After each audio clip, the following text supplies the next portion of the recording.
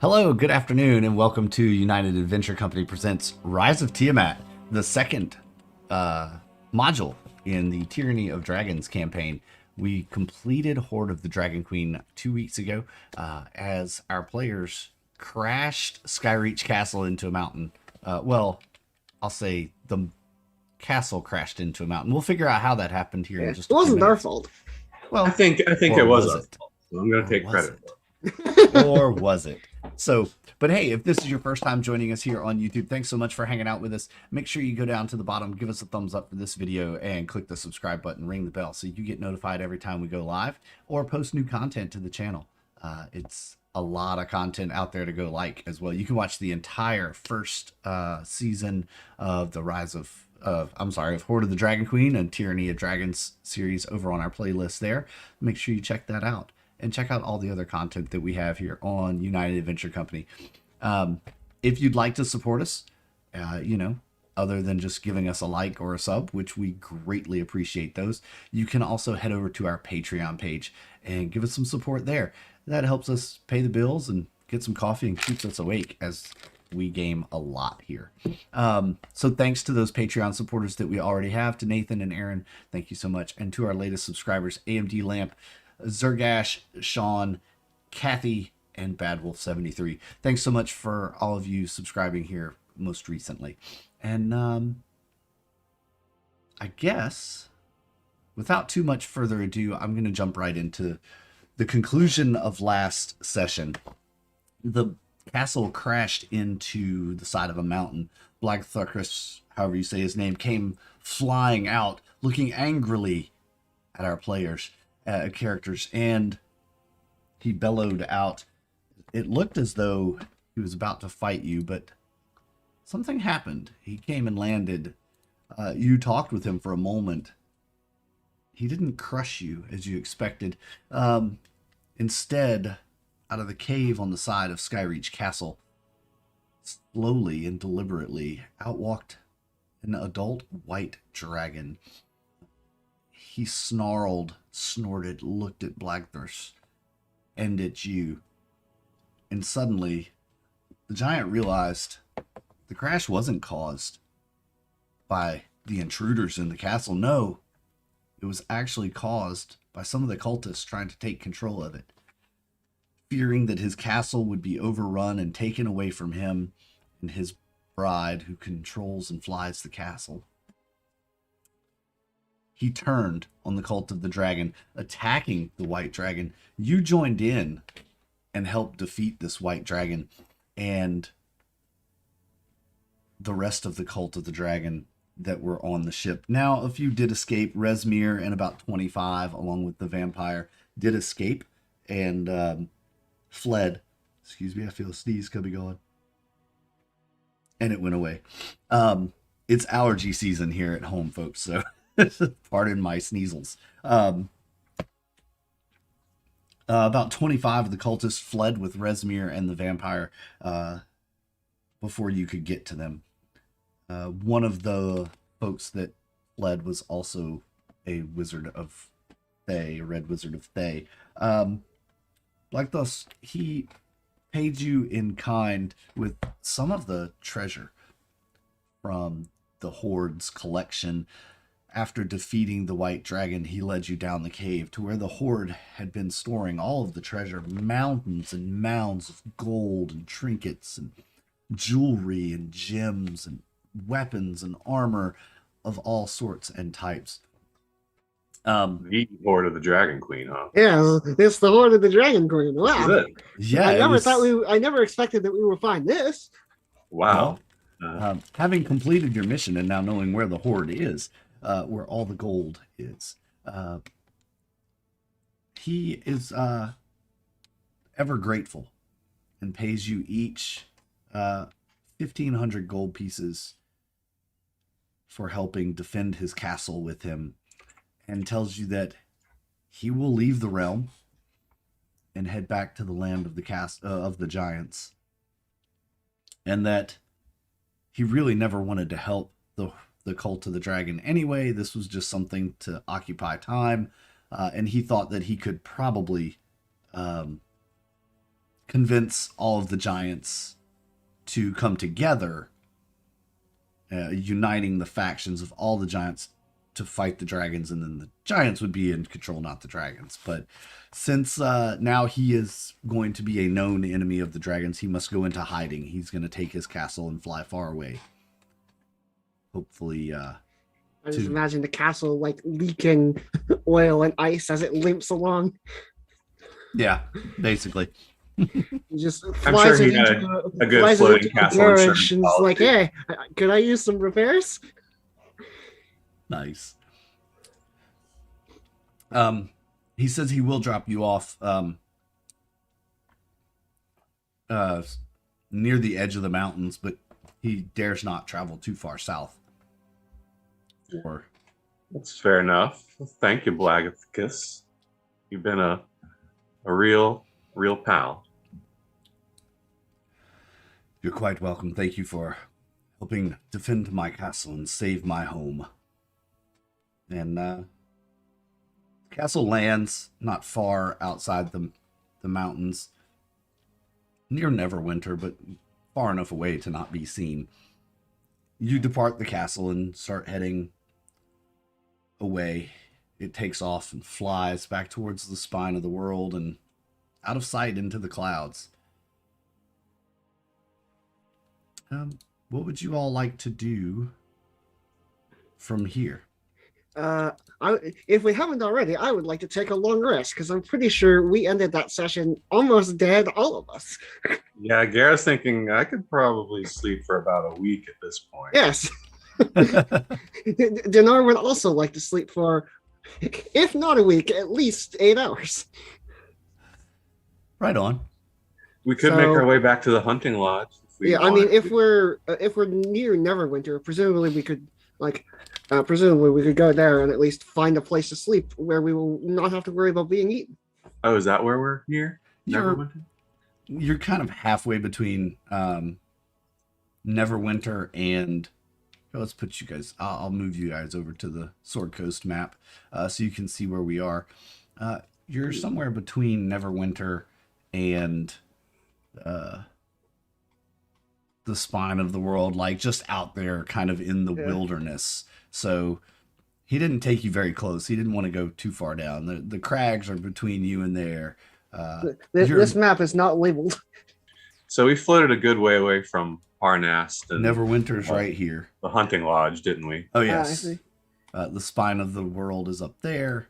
I don't understand why it's not labeled for y'all. Well, there you go. Oh, it should be labeled now. Yay. Yes, indeed. So there you go. Now you can see everything. So you guys are probably just north of the River Mirar. okay. Somewhere between Mirabar and Luskin, but it's cold, it's late, it's been a long day. Like you said, you are tired. Well, no reason to delay setting up camp then. We'll just make a big fire and try and keep warm tonight after a job well done. Maybe if you get a chance to Nara, you could send another message to Master Leosin. I don't know if you've got any remaining spells. Do I have any remaining spell slots? Absolutely not. All right, maybe tomorrow. However, I do have a ritual I could cast that might help us out here. So Dinar is going to concentrate and conjure forth a dragon sanctuary, which is Liamon's tiny hut. Oh, and I have talked to myself on, so hold on. Right on. Yeah, I get the spell from my cleric domain, so this will hopefully protect us while we sleep. And at this point, Dinar does not want to fight, and he also does not think we're safe enough to just sleep in a tent. So he's going to set this up for us. So this is some kind of magical dome. What's it look like on the inside?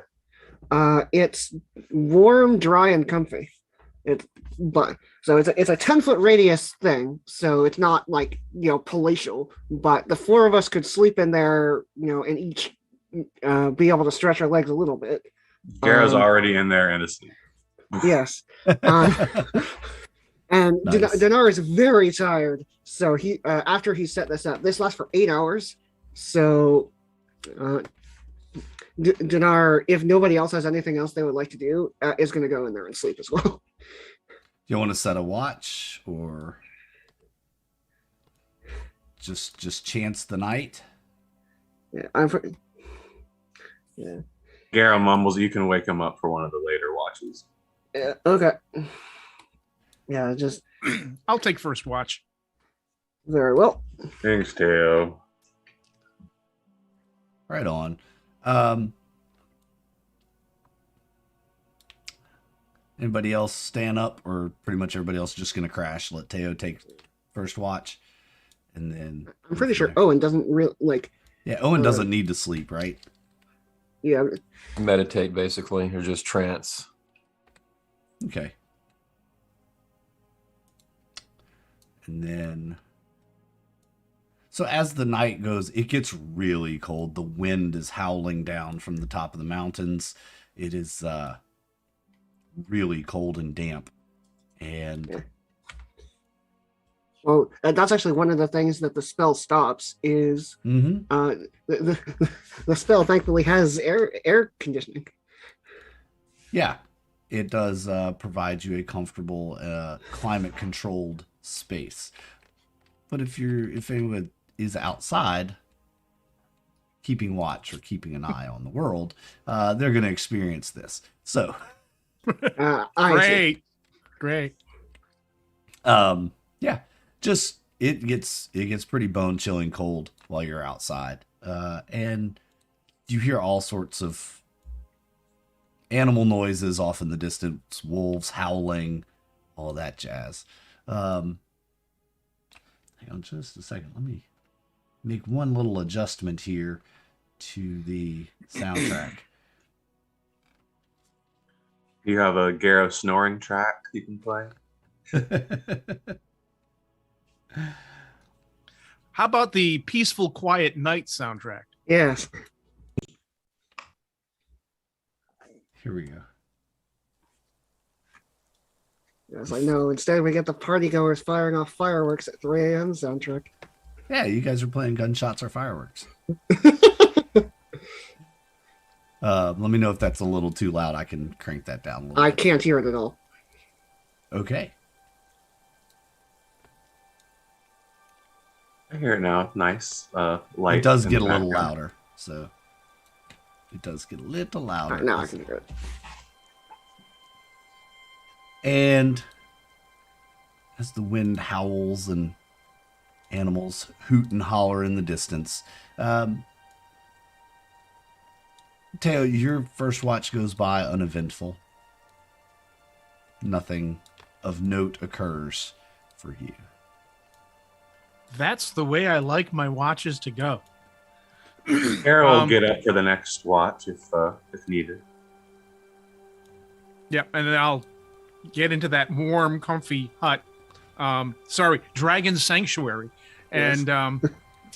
and warm my bones up and try to get some rest. Nice.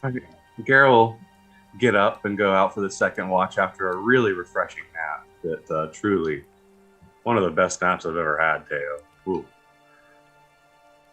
Nice. All right, I'll take the next watch. All right.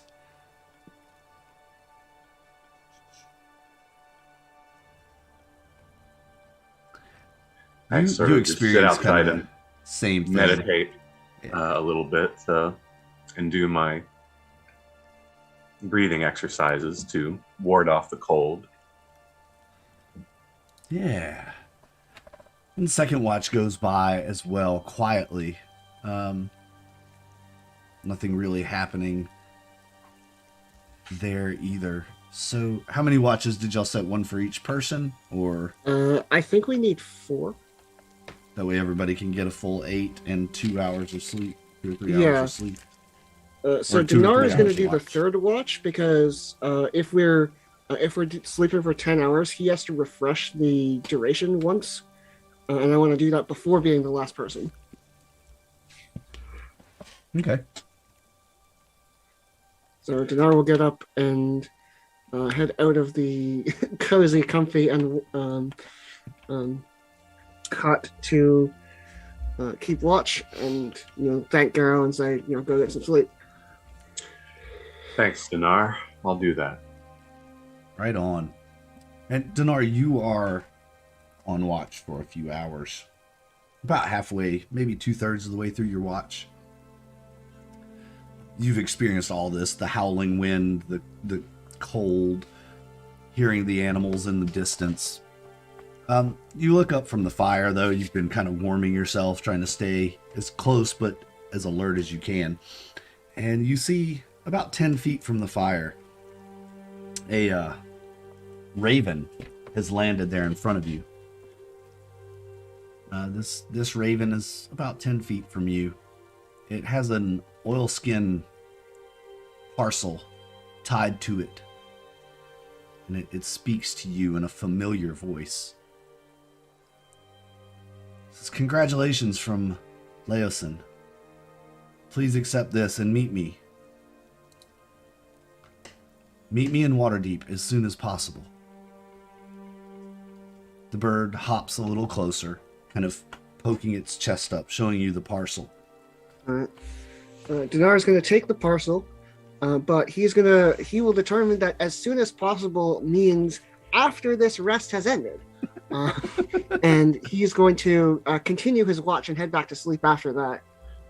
And he will offer to house the raven inside the hut if it wants to rest or just not be in the cold.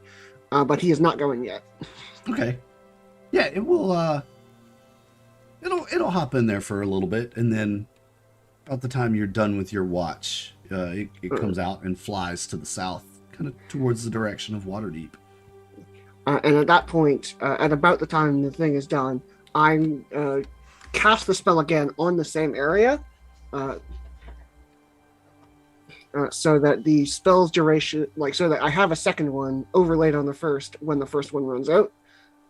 Gotcha. And at that point, I will head back into the now 2 overlapping dragon sanctuaries, and head back to bed.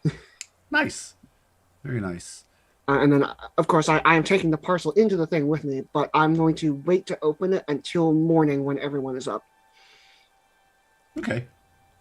I guess that leaves Owen for the last watch, and his meditation kind of has concluded. So the sun rises and the animal sounds calm down. The wind dies down quite a bit, actually, as the sun glistens off of the snow, and you can hear melting, dripping off of the trees, not too far in the distance. You've found a small clearing here, it looks like. The fire's low, but you've tended it for the last few to make sure you have a warm start to the day. What does Owen do? Anything in particular this morning? No, nothing particular. Okay. We're still kind of licking our wounds from the from the previous day. Yes. Yeah, you probably walked away from that battle with some scars. Not just physical ones either. It was a pretty big battle, and I think a couple of you actually took some permanent until now health losses from the vampiric touch. Yes. But you find yourself at the dawn of a new day, out of battle ahead of you. You wake rested, recharged, still sore from the battle, but you're doing much better today than you were yesterday. So. Oh, that was a great sleep. Nice trick there, Dinar. Yes. There's something I would like to bring to your attention if everyone is up. Oh, yeah? During the night, I got a message from Leosin, both a sent message and this parcel. I held off opening the parcel until everyone was here to see it, but why don't we do that now? Oh, great. Master Leosin must have heard about what happened. Yeah. Yep. So Dinar will pull out this parcel. All right. He's real smart, He always knows about what's going on. And once everybody's here to see it, he's going to open it up. All right. Yes, you open the parcel. It contains 2 scrolls. One is basically a letter from Master Leosin saying congratulations and thank you for sending the message as to where the horde was, and sorry that he couldn't get people there sooner. But it is urgent that you use the other scroll to come to Waterdeep as soon as possible. Things are unfolding quickly, and we need your intelligence in person. All right. So Dinar's going to have a look at the other scroll, and is this a scroll of teleport? Why, yes, it is. Okay. Well, that's handy. Guess we're heading to Waterdeep. He says this, the scroll will take you to one of the government buildings in Waterdeep. Yeah, like no checks, no nothing. I can just read it out and it'll work. Yep. Okay. Well, I'm gonna ask the party. Do you have any further business here? Is there anything that you need to get done? Have you double checked to make sure that you're not leaving anything behind? Snowball fight. Dinar does not want to have a snowball fight. Garrow probably does want to have a snowball fight. Yes. Garrow would probably win a snowball fight. But Yes, he would. Dinar would most certainly lose a snowball fight. He would start to read the scroll and be like, damn, I left my spell focus back in the cabin. Yes. Garrow comment, I was kind of looking forward to spending a week or 2 in that hunting lodge. God, that was a nice place, but guess we can come back again some other time. Teo checks his pockets and goes, does anybody remember what I did with my lock picks and tools? I can't seem... Oh, son of a pup, that's right. Gosh darn it. I know where I left my car keys. Never mind, I'm ready to go. Nice. All right. Well, if nobody has any further business, Dinar is going to use the scroll and teleport to Waterdeep. Fantastic. You teleport to Waterdeep. You find yourself inside a government building of some sort. Maybe it's a temple, maybe it's a government. It's kind of hard to tell. You've never been inside this building before. And standing not far away, you look around, there is a teleportation circle basically carved into the stone floor, this marble stone floor. And standing just 10 feet or so outside of this circle is Master Leosin. He stands, oh, wonderful, you got my message. Welcome home. Thank you so much for coming as quickly as you got my message. Please, come with me. We have much to discuss. The 4 councils have arrived. Garrow will give a little bow to Master Leosin since he's his martial arts instructor. And he returns, the bow. I see you have, looks like you guys have been through a lot. Oh, we sure have. Yeah. We got a lot of stuff to tell you. Yeah, Dinar is usually a serious person, but when hearing that, he bursts out laughing. Yes, you could say that. You certainly could. We have much to discuss, I'm sure. Yes, but not just us. The 4 councils have assembled and await your report on what happened, and also wish to give you the accolades you so richly deserve for your scratches fight. his head. He's like, oh yeah, the 4 council. I know what that is. Yeah. And Master Leosin also sees the actually, Owen, are you wearing the Harper's pin? Yes. Okay. Garrow is, of course, too. Right. And he sees Owen's Harper pin and kind of gives you a smile and a nod with that. And he says, right this way, they're just down the hall waiting for us. And you walk through this building and you can hear the sounds of town outside. So obviously the windows are open and whatnot. But you walk through the building Where's that other song? It's not in here. Okay, I'll have to go to the main playlist.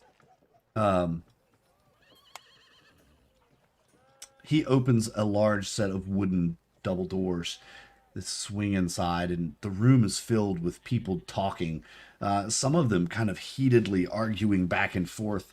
Not, you know, with gusto and fervor, if you will. But as you walk in, all conversation stops. Everyone turns to look at you, and Master Leosin says, "My friends, the heroes of the Sword Coast." And everyone just starts applauding and clapping, and just everyone in this room is so happy to see you. You're still dirty and battle-ridden. You know, your wounds are healing, but some of them may still be oozing a little. And you're beat up and tired still from the travel. From This is probably the most people we have seen, at least since our adventure began, right? Oh, absolutely. Other than the caravan, this is probably the most people you've been around since this whole adventure began. Garrow's gonna, let it wash over him and feels pretty psyched and like raises up one of his fists that's still covered in like dried blood. Teo's going to take a moment and just step in behind Garrow and try to, slink out of the limelight as much as possible. Owen looks really gives a few punches. Owen, what's that? Owen just looks really, really uncomfortable. Yeah. Yeah. Dinar is going to stand nobly but quietly. He's, All right. And eventually the applause winds down and people kind of take to their seats, right? And they look at Master Leosin kind of inquisitively, I suppose. And he says, yes, we probably should get started. Then I call to order the council meeting of the 4 councils of Waterdeep or of the Sword Coast. Please make yourselves known as to who you are and where you represent. And introductions around the room follow. Don't know if you all want to take notes on this. But present at this council meeting, the first council, are the Harpers, and that's Master Leosin. Says Master Leosin Arlenthal, and I represent the Harpers. Goes around, you recognize the second man, Ornthar, from the Order of the Gauntlet. Then, let's see, who is... This information's in 3 different places, so I'm having to jump tabs. Please forgive me for just a second. No worries. It's taking us a moment to process all of these names and try to stick them in our heads. Yes, it is. Dragalt Nevermember is there as well. Representing, I think, the Emerald Enclave is who he's representing. Sorry, could you say that again? The Emerald Enclave. Okay. Just double check that real quick. Oh, it didn't link. Darn it.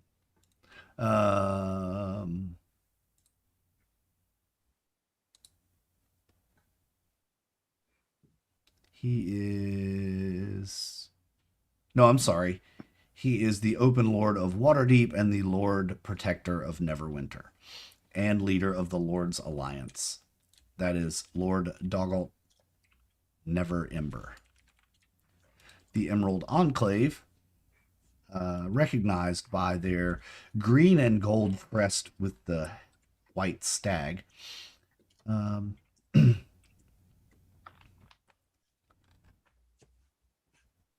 is represented by Dylan Winterhound. I'm sorry, Dylan Winterhound.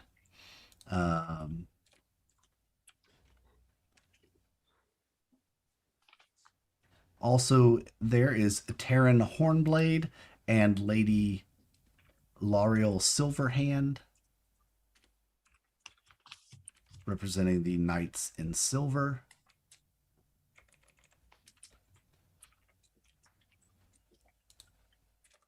And the Army of Waterdeep, basically. Who else we got? Who else we got here? Uldar Ravengard and King Malandark, Taryn Hornblade, and Sir Itzful. So these are all nobles from around the region that have a vested interest in the protection and well-being of the Sword Coast. As you all are sitting there, suddenly outside a wind blows hard against the building. All of the shutters on all the windows around the building slam shut. You each feel, as does everyone in the room, almost a vibration of sorts throughout the room.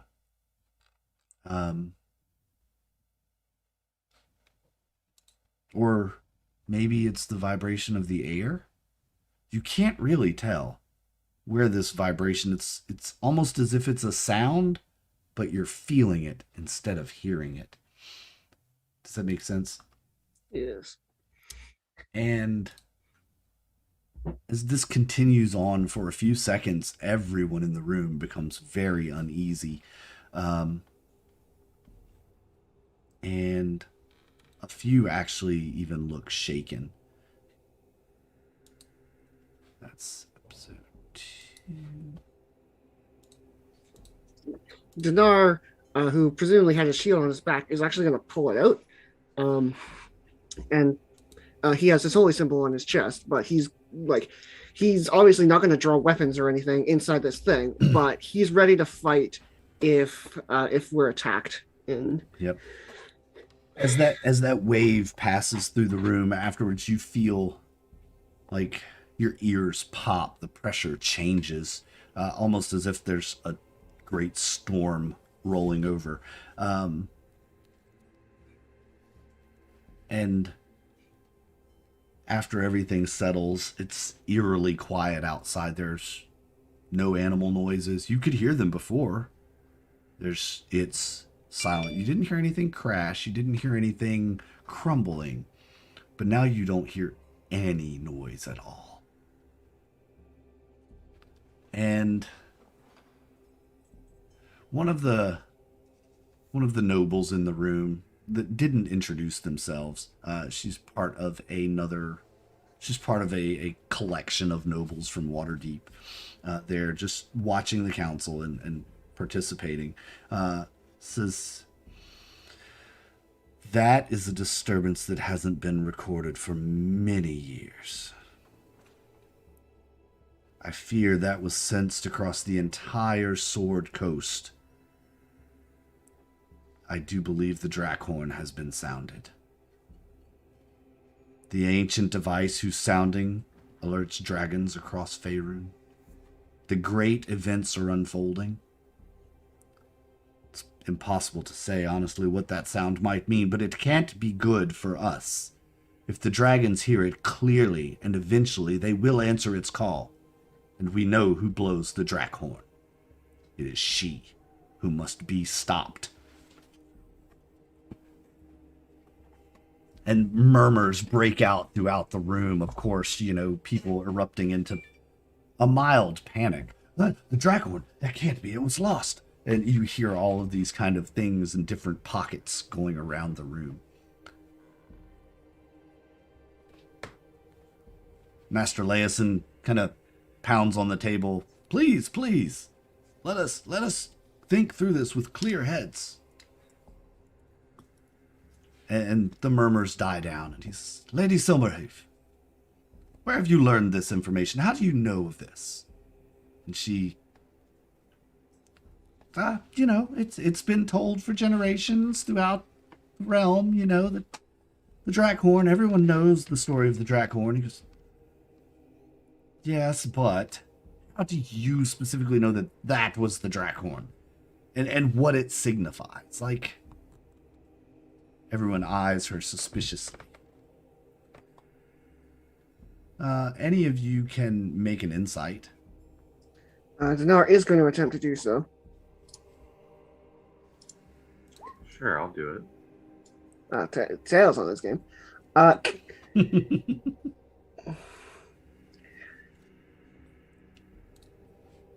This does seem somewhat.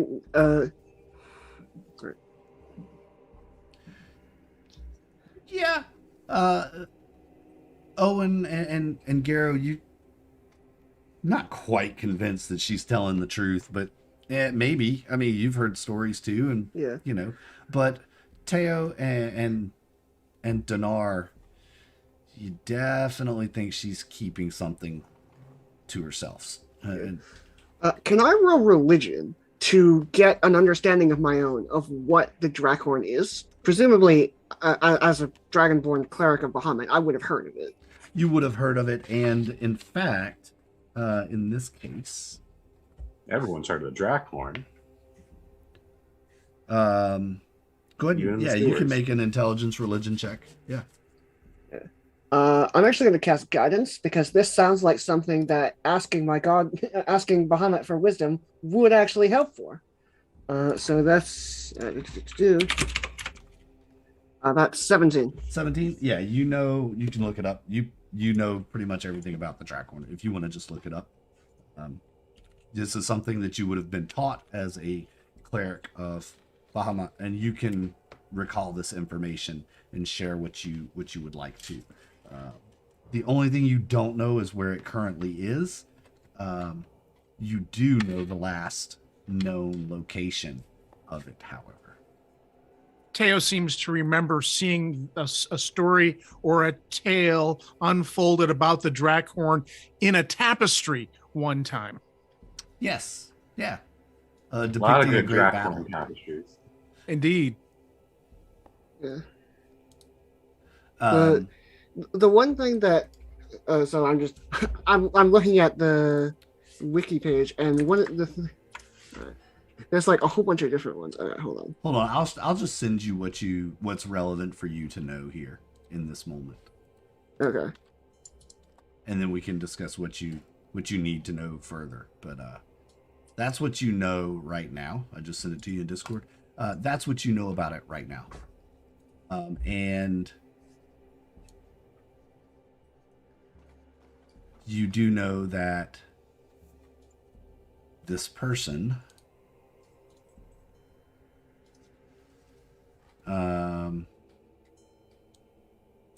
I'll give you this much with that. With the 17, I'll give you this as well. This person knows the most of anyone that you can think of. The greatest. Right. They're basically a lore master, but they are a member of the Arcane Brotherhood. So there's that. Yeah. And you can share as much or as little of that as you'd like with the council. Okay. So Dinar is going to he's going to mention where it was last found. So he's going to mention from what I've learned, from what I've been taught, the Drakhorn was last seen in the Sea of Moving Ice, but that was a long time ago, so it's not known whether it's still there. And he will also mention what I've heard is that Makat the Crimson might know more, but he's a member of the Arcane Brotherhood. She. Oh, she. Yeah. Okay. And someone in the back, you don't see who says, Macath, the crypt. She hasn't been seen in years. It's been at least 3 years since anyone's heard from her. I wonder.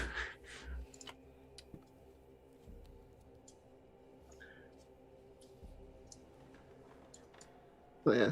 And then he will also share to the rest of the group that he can confirm what the other person's saying about, at least about the fact that it was used to signal to dragons.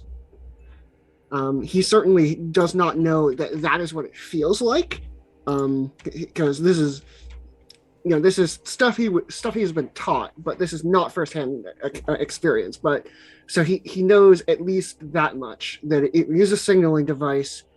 It has not been seen in a long time, but it could absolutely be in the hands of the cult. So it sounds like maybe it'd be worth tracking down this Macath person and asking some questions. You all think that's doable? You think you can find them? I mean, it's been 3 years. We're pretty good at finding things. Kind of our thing.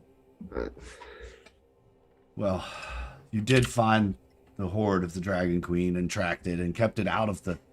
Wow, that's such a great thing that you were able to keep out of their coffers, because that sacrifice would have just brought them a step closer to bringing Tiamat here and unlocking the dragon masks. You do know about the dragon masks, right? That they've all been Dinar found. presumably would. Yes, but did you know that they've all been found? And that is something Dinar does not know. No. Yes, so and the council goes on to fill you in on some of the other information here. Basically, letting you know that these have been found, and as a result, everyone is on edge, because it's now only a matter of time before the 5 dragon masks can be brought together, the sacrifice is made, and the call to bring Tiamat back can be done. It's scary time for everyone. And the conversation goes on a bit about what they're going to do and how should they plan the attacks, and, who's bringing what to the table, et cetera, et cetera. Do you know where they will do it? Because we don't know yet. We've not got any intelligence on the exact location as of yet. Our thoughts are somewhere in the north. Probably, it seems to be where all of their treasure was heading, so they must be amassing it there in the north.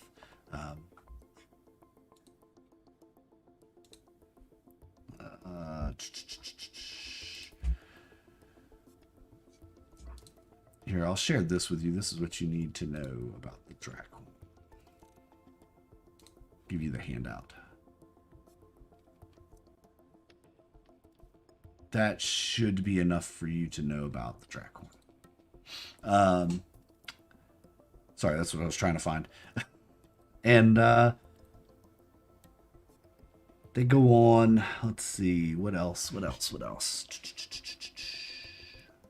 Garrett's starting to fidget as the meeting continues to go on, and there's all this discussion. He didn't really follow a lot of it, but it sounds like Dinar knows the name of someone we could talk to get more info. So that's what he's thinking. Yes, but Dinar would also tell you the Arcane Brotherhood are not to be trifled with, and they're not the kind of people who would give us this information willingly. Garrett just shrugs and says, that's not going to be a problem. Yes. We have handled that kind of situation before, to be sure.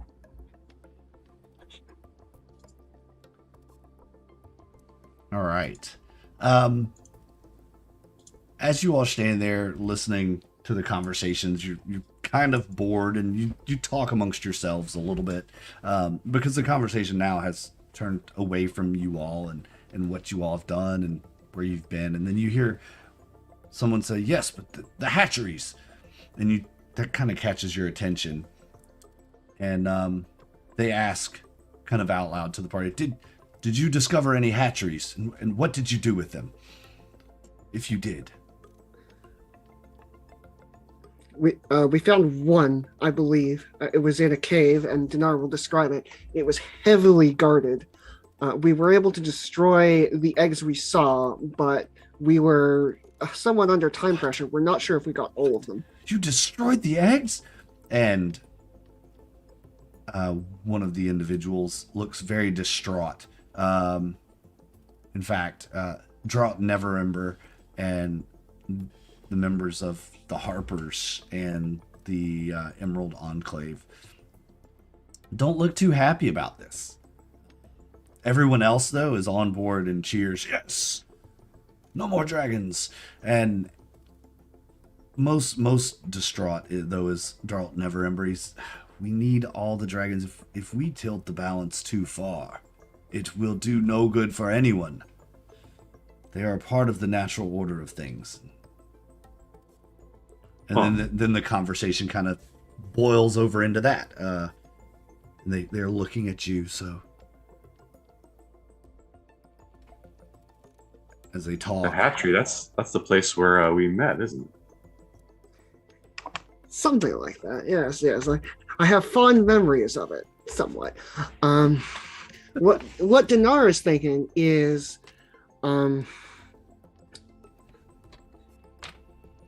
Dinar is still fixated on the Drakhorn itself, so he certainly knows that what the Drakhorn is used to signal dragons.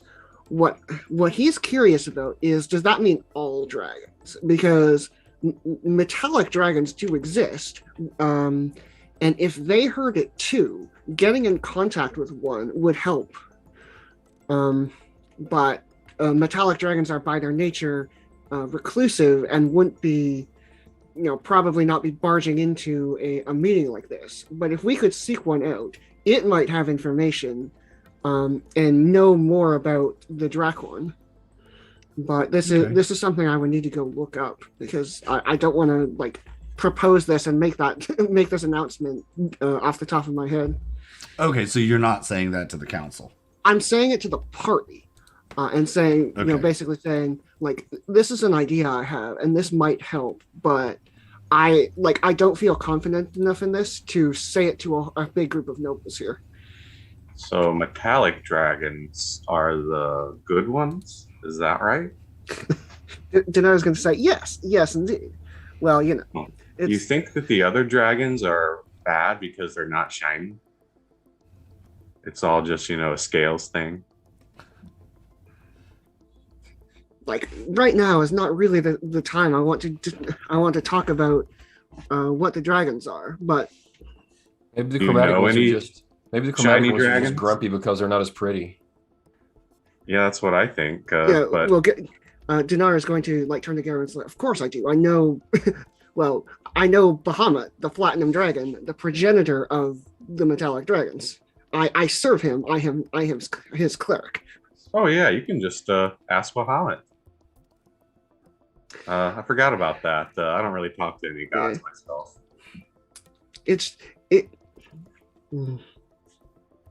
Teo's gonna take a moment and circulate around the room and try to chat up some of the other members in the room. See if he can catch any of the conversations that are going on, what people are talking about.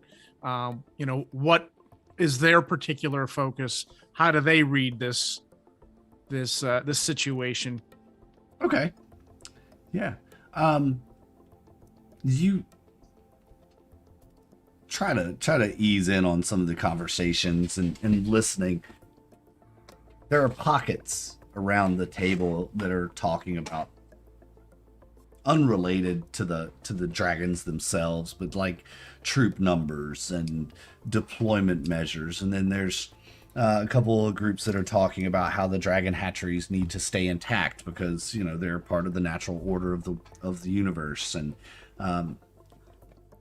you kind of feel someone staring at you. You can just kind of feel someone watching you, and you look up out of the corner of your eye, you see Lady Silverhame.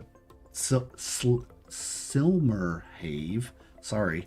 Why do these names have to be so hard? Why can't it just be Mrs. Johnson? Like Betty. Yeah. Know her well. I mean, Sally. Dala is her first name. She's kind of staring at you, and she does a little head nod thing, kind of over towards. There's a buffet of snacks and meats and cheeses, punch bowl, and all laid out for the council. And Dinar is going to walk over and say, "Do you need something?" Well, she's looking at Teo. Oh, okay, never mind. Yeah, he kind of wandered off from the party. No one wants to talk to me. I'm still trying to understand from you the difference between shiny and non-shiny, and it's like Dinar would be willing to explain it to you, but this is not really the time or place. Gara's just busy theorizing then with Owen about the shiny question. Right. Let me find the thing again. I just had it and then the tab went away. I gotta find the tab again.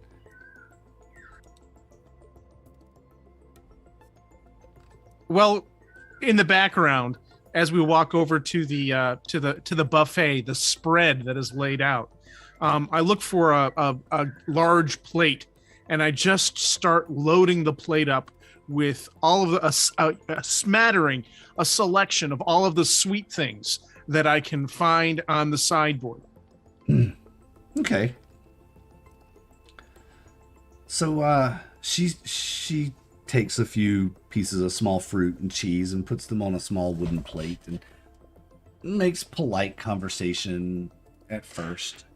And she says, I do have a little more information. She's speaking kind of in a hushed tone about Macath. I can fill you all in if you'd like. She used to report her progress to the host tower by way of sending spells. Do you know what those are? You know, a spell you could send a message with, basically. Ah, okay. Her last report spoke of seeing ice hunters paddling their seal-skinned boats towards a huge iceberg flattened out, and she had intended to follow them and investigate the iceberg, but after that, no more reports came. We fear that perhaps she was killed by the ice hunters. Attempts to find her using scrying and other magical means have only been able to locate her ship, adrift, heavily damaged, beaten in the ice. Some of the ship's crew have been seen as dead, but no sign of the tiefling herself. However, there is a lair that we saw in the distance, somewhat of appears to be a dragon.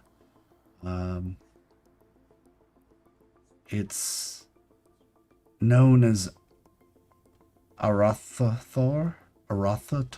Yeah, Arathator.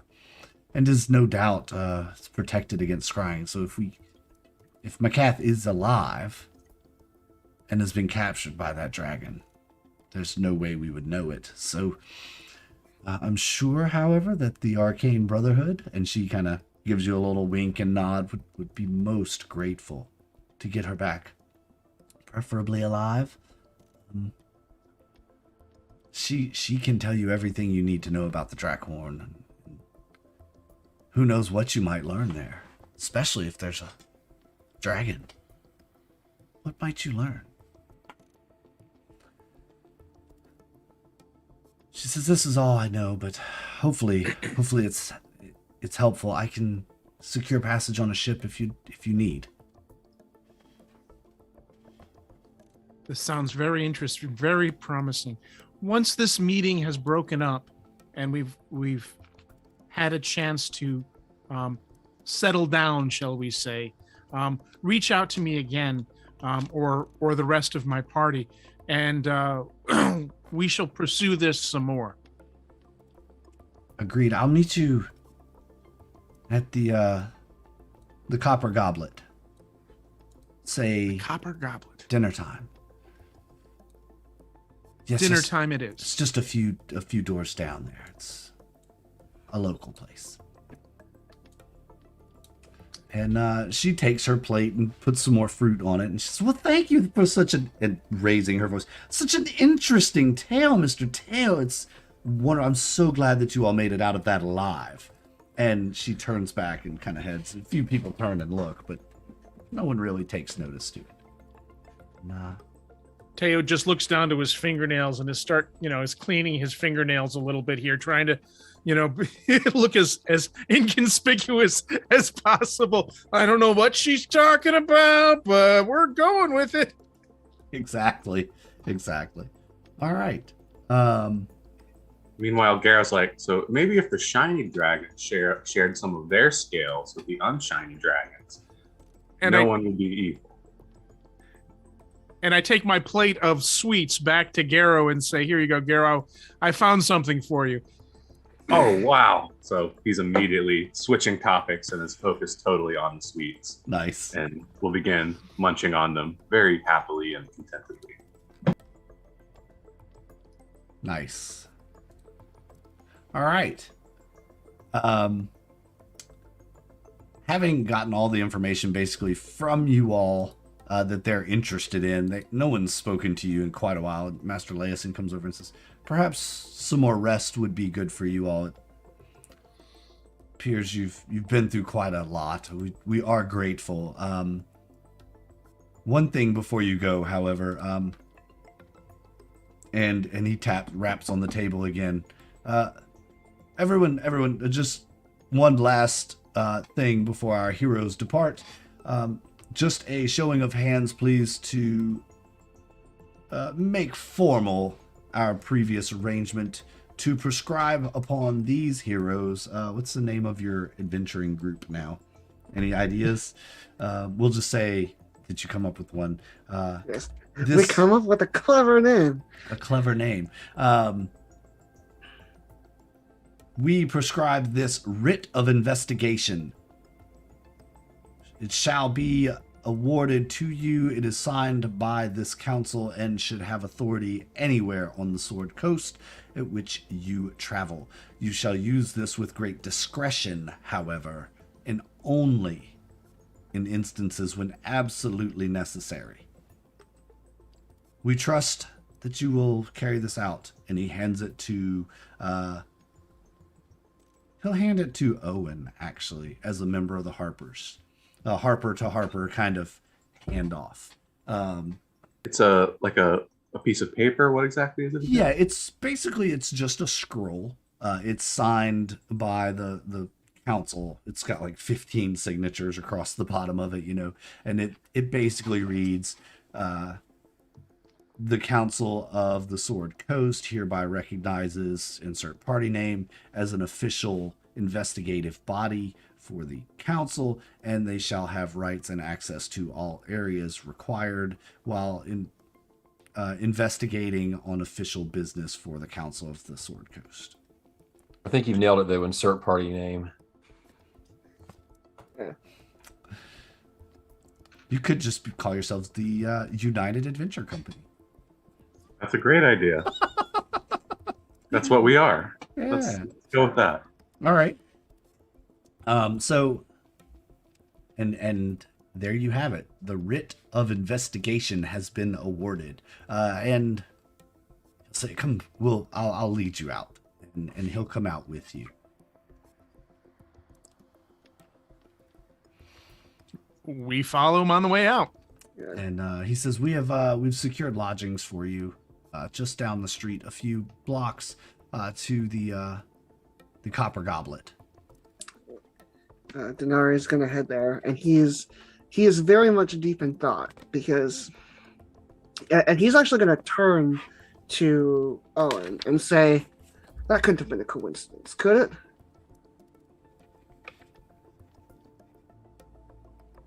That the Drakhorn was sounded exactly during the meeting of the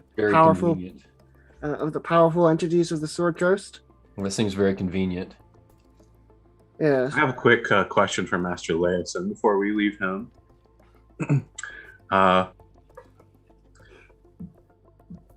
So we ended up getting quite a bit of treasure from our journey. Oh, congratulations. Well, yeah, thanks, but I don't really know what to do with it. I don't know. I don't suppose you Harpers have maybe access to some special, equipment that could help us in our upcoming quest. We should be able to make that happen, I'm sure. Do you need a place to store your treasure? We do have some vaults that we could store your treasures in for you as well. Well, Yeah. I mean, if there's an opportunity to trade our treasure for equipment, Dinar will absolutely take them up on that because he cares not very much about being rich, and he would absolutely like to buy equipment. yeah, Okay. Garrett will be like, well, it's not exactly the size of, the Horde of Tiamat, so I think I can handle carrying it myself. Yes. But if you could help us out figuring out how to spend this on some equipment that'll benefit our future travels, I'd be much appreciative. Absolutely. Just down at the market and tell them that the council, you can show your writ and they'll make well for you. Make it worth your while. Dinar is also after this conversation, Dinar is going to turn to Gero and sort of crash course about how dragons work. So all dragons are the descendant of the two progenitors of dragonkind, which are Bahamut and Tiamat. They're both gods, and as such, they do have basically an innate moral. So Bahamut is innately good. I mean, he's a good character, but he's also a god, and the gods, like, Bahamut couldn't turn evil in the way that you could, hypothetically. And Tiamat is innately evil, and every dragon is a descendant of one of those two. And there are absolutely evil metallic dragons. There are absolutely good chromatic dragons, but doing so would be turning your back and betraying your direct, your father. So it'd be, and also both being gods, Bahamut and Tiamat will get quite upset should you turn your back on them. Seems like a bit of helicopter parenting, to be honest. But I guess the gods know what's good for their children or whatever. He still clearly doesn't like fully follow the whole metaphysics of it all, but he just nods along.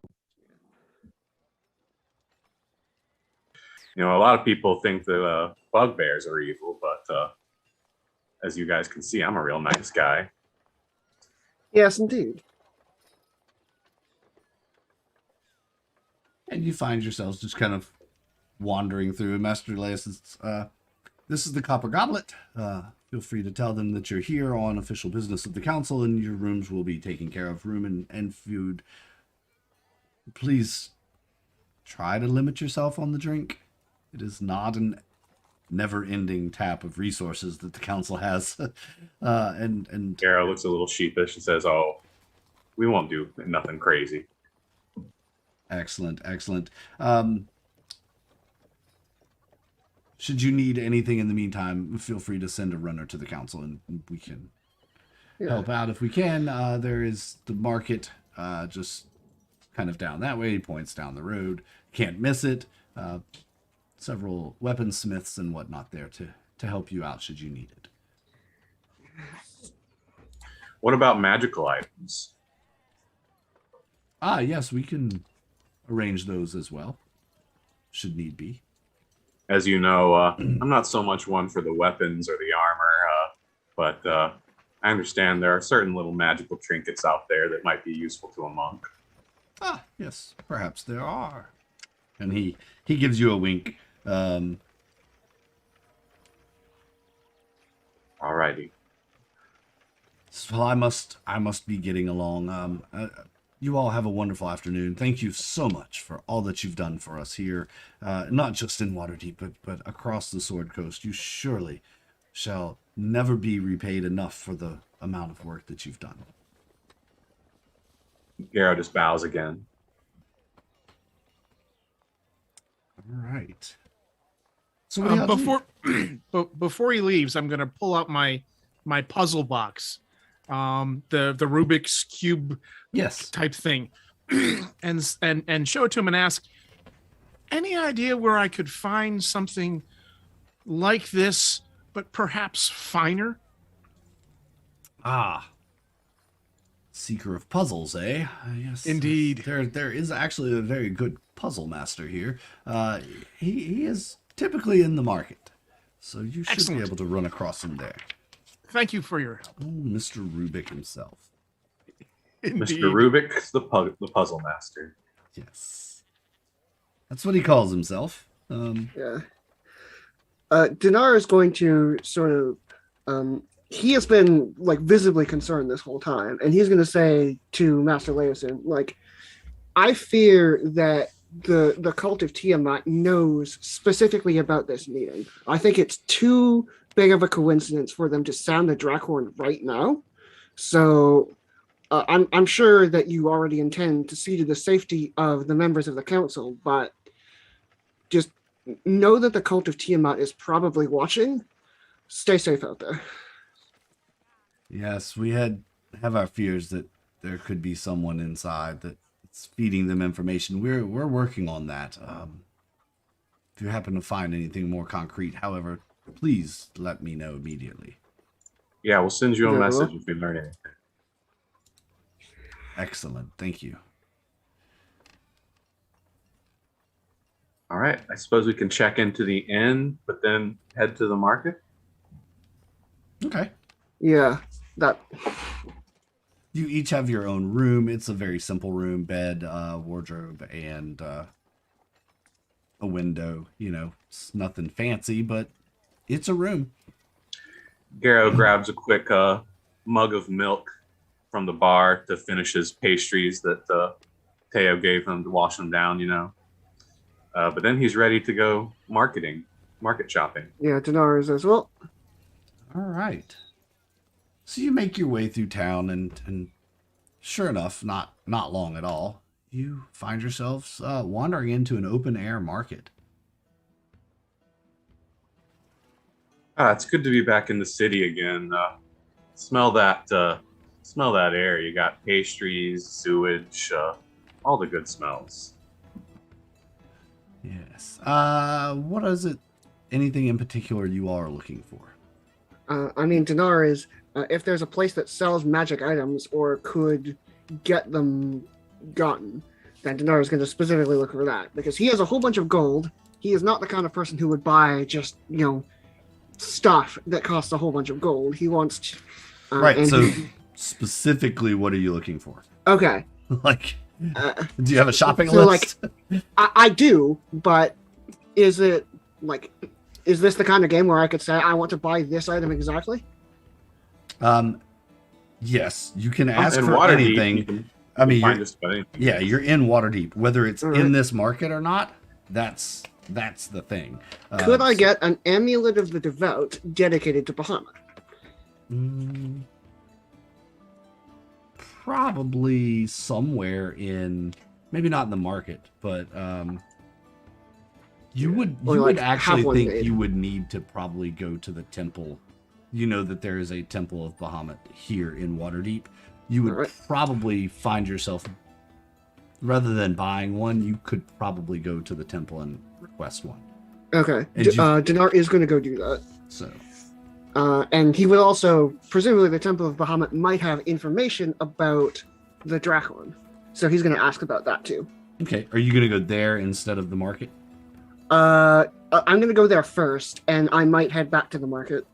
Okay, so we'll come back to you. Yeah, then. come back to me. Cool. We'll come back to you on that. What about everybody else? Is there Enchanted studded leather armor. I need to get my AC up. Yeah. Yeah, that's a good choice. yeah, that is a good choice. Armor.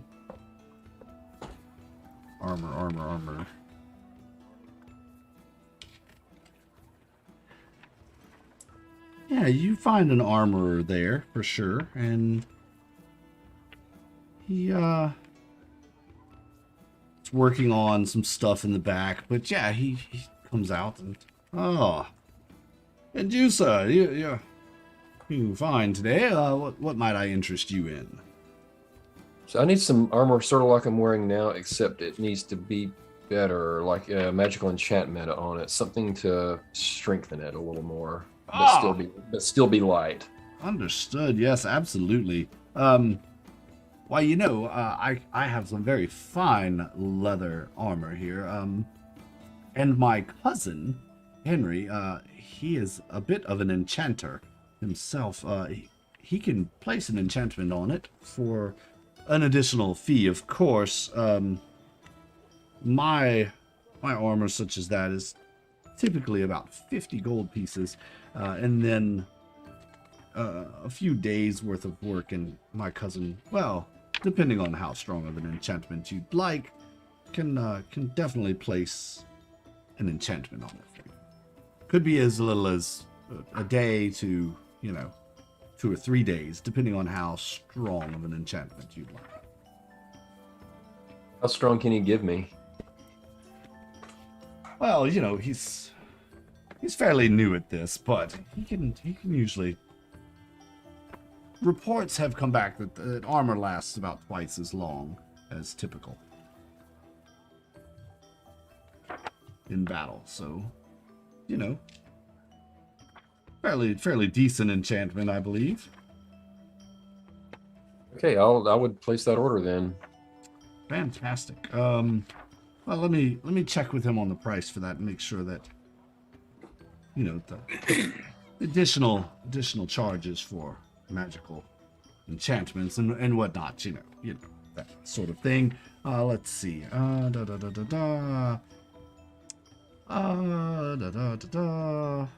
It would probably be another 350 gold for that enchantment. So total of 400. A total of 400, yes. Okay. All right. Again, should I go ahead and pay for that now? At least half up front, sir. Yes, please. Okay. I'll give you the entirety now. Oh, excellent. Yes, indeed. I will make sure he puts a rush on it for you then, sir. How can I will, here, take this, and he hands you a little ticket, like a little scrap of parchment, and he says, a message shall appear when it is ready for pickup. A new technology that we are implementing here in Waterdeep. A claim ticket. Wow. And he tears it in half as he hands you. Teo's going to look down at his silenced studded leather armor and ask, is there anything that can be done with this? It's existing. Do you need it tightened or adjusted or?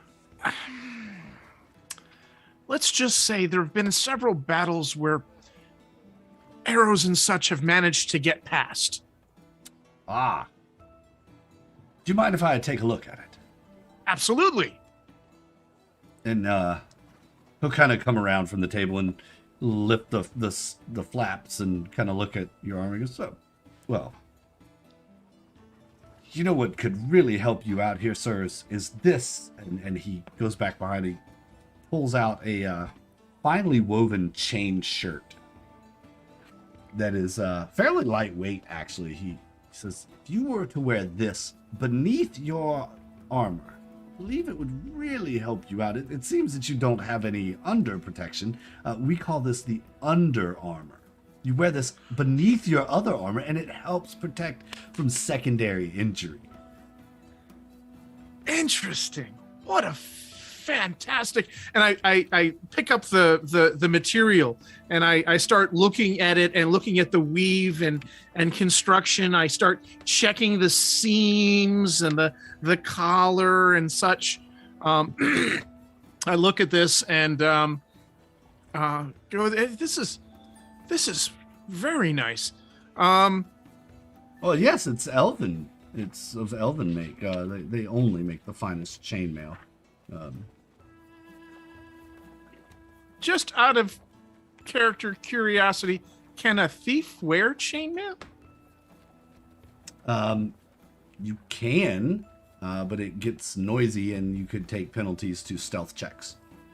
Yeah, that that may not may not be work. Is there anything in an enchantment that might help with this?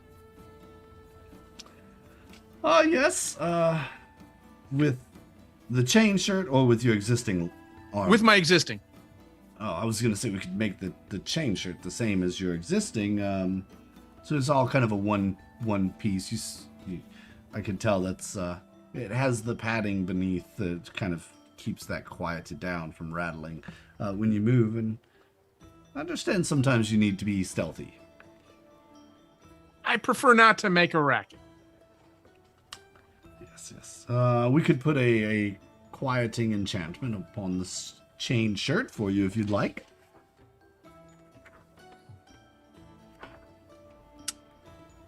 That sounds interesting. You've piqued my interest here. What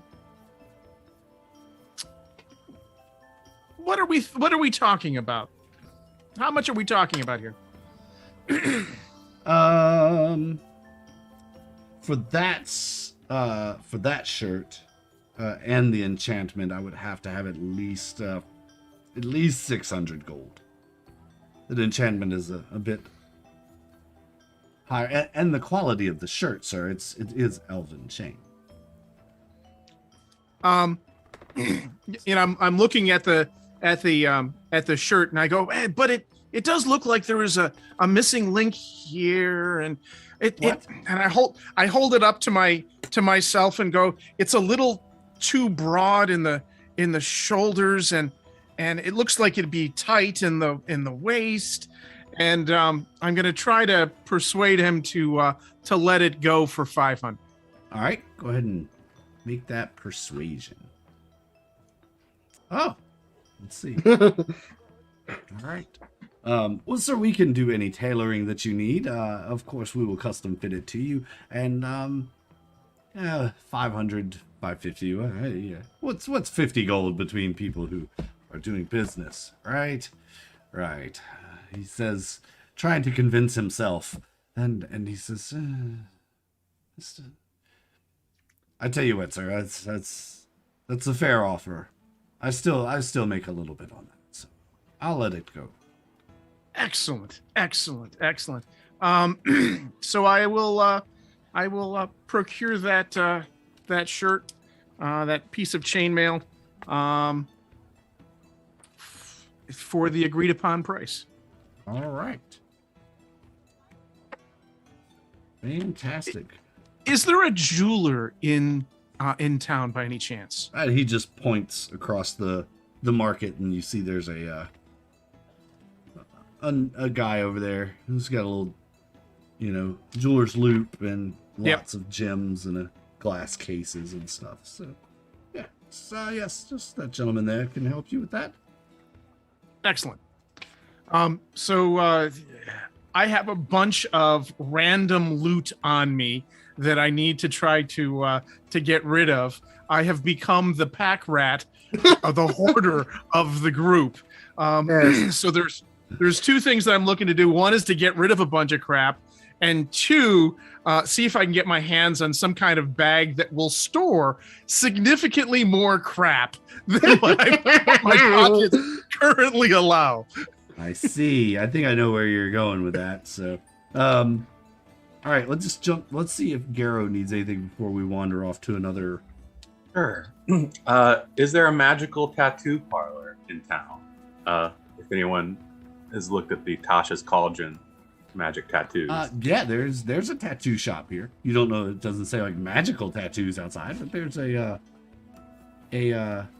sign that's swinging there. It says tattoo shop, not far off. Garrow will saunter on in and say to the proprietor or whoever's there, I've heard tell of enchanted tattoos that can enhance a person's abilities. You know anything about that?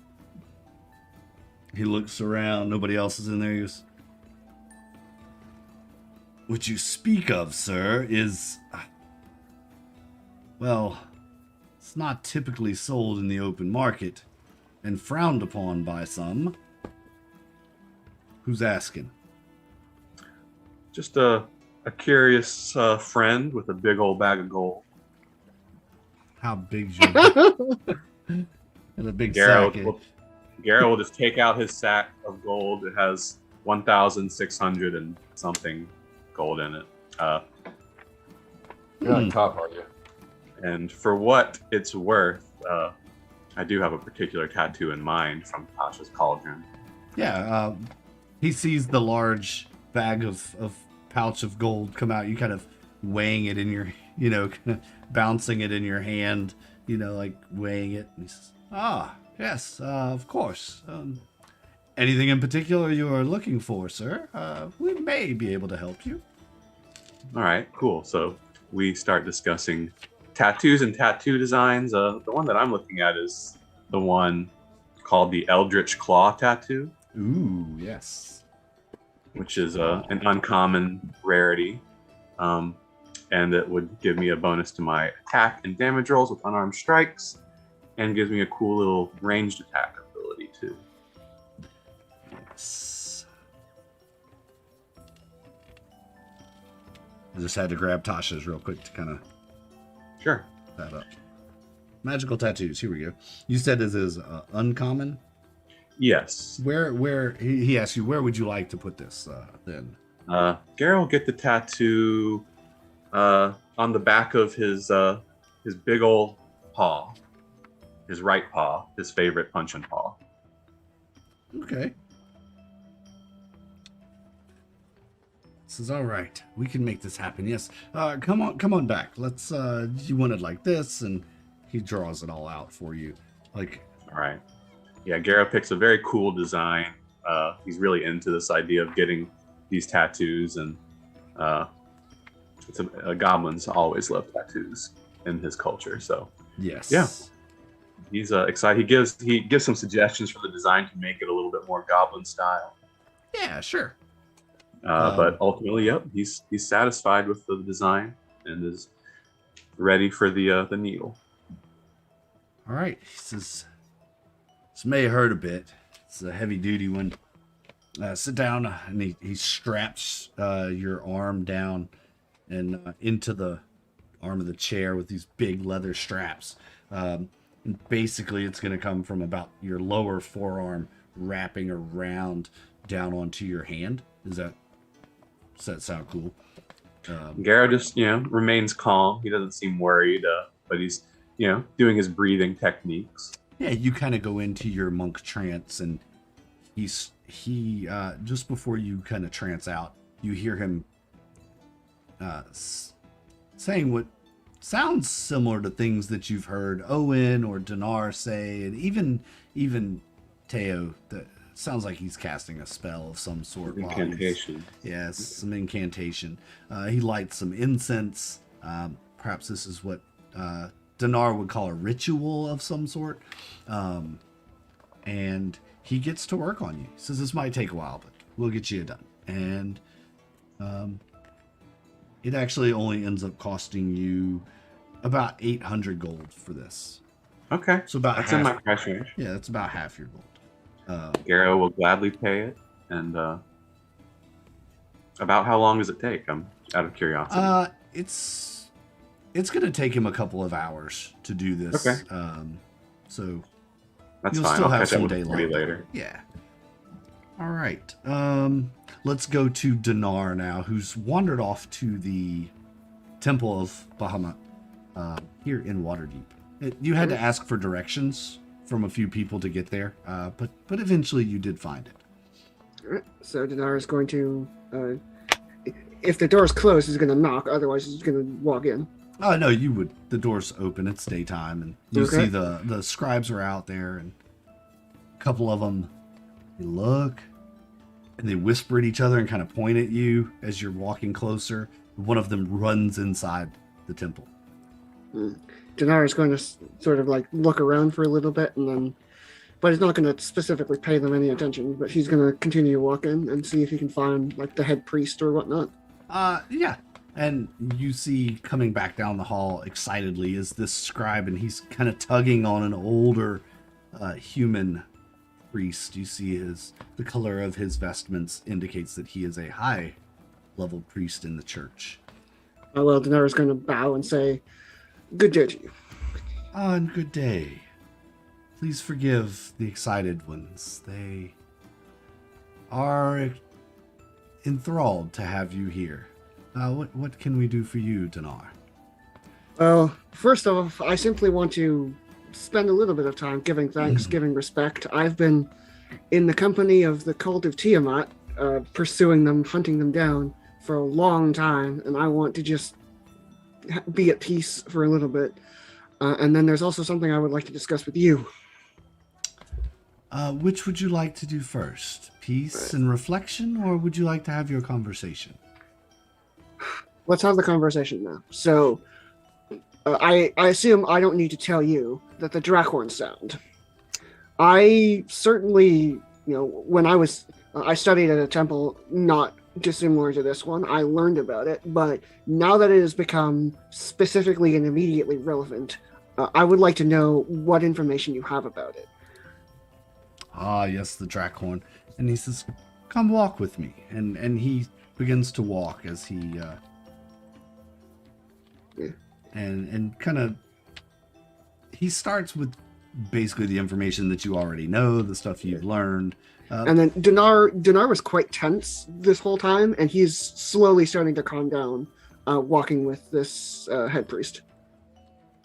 Yeah. And as you kind of get further along, you find yourself in a garden, basically inside the temple. It's this hedge garden, if you will, and there's sand pits, and you see people drawing in the sand and meditating. The smell of incense goes throughout the whole room, the whole area. I'm trying to find the link that you sent, that you had found. There we go. There it is. I think that's it. Yeah, that's it. You said that it was on the Wikidot or the... Hold on. I have the specific thing. And yes, send me what you're looking at. That way I can tell you what I'm looking at this. Okay. That's the one I was looking at. So okay. There have been a whole bunch of versions of this, and one of the ones I saw said that it was only audible to dragons. So it's like, oh, there must be different descriptions of this. No, it is. It can only be heard by dragons, but the vibrations and whatnot can...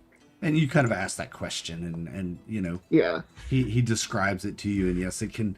While the sound emitted is only heard by dragons, many around the realm can feel it or sense its sounding. Yeah, you have probably noticed that animals have gone a bit scarce, skitterish. Yes. What other questions do you have? The other thing I specifically want to know about this is it mentions that that effect of like freaking out animals and feeling it has a range of a couple miles. Is that true? Like, is it really close? Yeah, it says discomforts normal animals within a few miles. So is this thing within a few miles of us? It's hard to say. So many times it could be amplified. Nobody has seen the Drackhorn for a very long time, and who knows if it has fallen into the hands of Tiamat, which is what we believe. Who knows what she has done to pervert the initial thoughts of how it was created. Who knows? And one of the things I am curious about is, would a metallic dragon know? Would they be able to hear and identify its point of origin? Because if they would, and it was possible for me to get into contact with one, that would be very helpful. Metallic dragons, chromatic dragons is the one that was built to signal. Metallic dragons may be able to hear it. We really don't know exactly. They should probably be able to hear it and know maybe perhaps the direction. Oh, hush out there, you silly goat. He kind of cries out. And he says, but it's probably sounded from the Well of Dragons. It's been our greatest theory. It's where they believe a portal to Tiamat has been opened, or will be opened, or is to be opened. The Well of Dragons. Where is the Well of Dragons? If we knew that, we could have stopped this a long time ago. I suppose that's fair. Somewhere across the north, perhaps? All right. So Dinar is going to sort of continue discussing, he's going to give, the brief version of what he's been doing and, trying to track the cult down. There's been, they've been hoarding a whole bunch of treasure and sending it up north for a purpose we can't discern. We were able to intercept a good amount of it, but there were many, many caravans sending it. So it definitely seems like they're getting ready. Yes, the hoard was most likely for the sacrifice, for the payment to Tiamat that they have to raise enough gold to make it worth her while to come and protect her treasure. Plus, war has a great cost, so they're likely funneling these gems and stolen treasures and artifacts back into the market and selling them through the black market. Do you know what else they have to sacrifice? I heard, I was at the council that you probably heard about. I heard that they have to sacrifice something, but is it just a big sacrifice they have to make, or is there something specific they need? Yes, we've been digging into that a bit, actually. And from what we've been able to tell, it's building a monument and then sacrificing that monument in the name of Tiamat. So all of this treasure will be used to build some great monument, right? And then it must be sacrificed into the Well of Dragons at a great cost, and thereby summoning her. I see.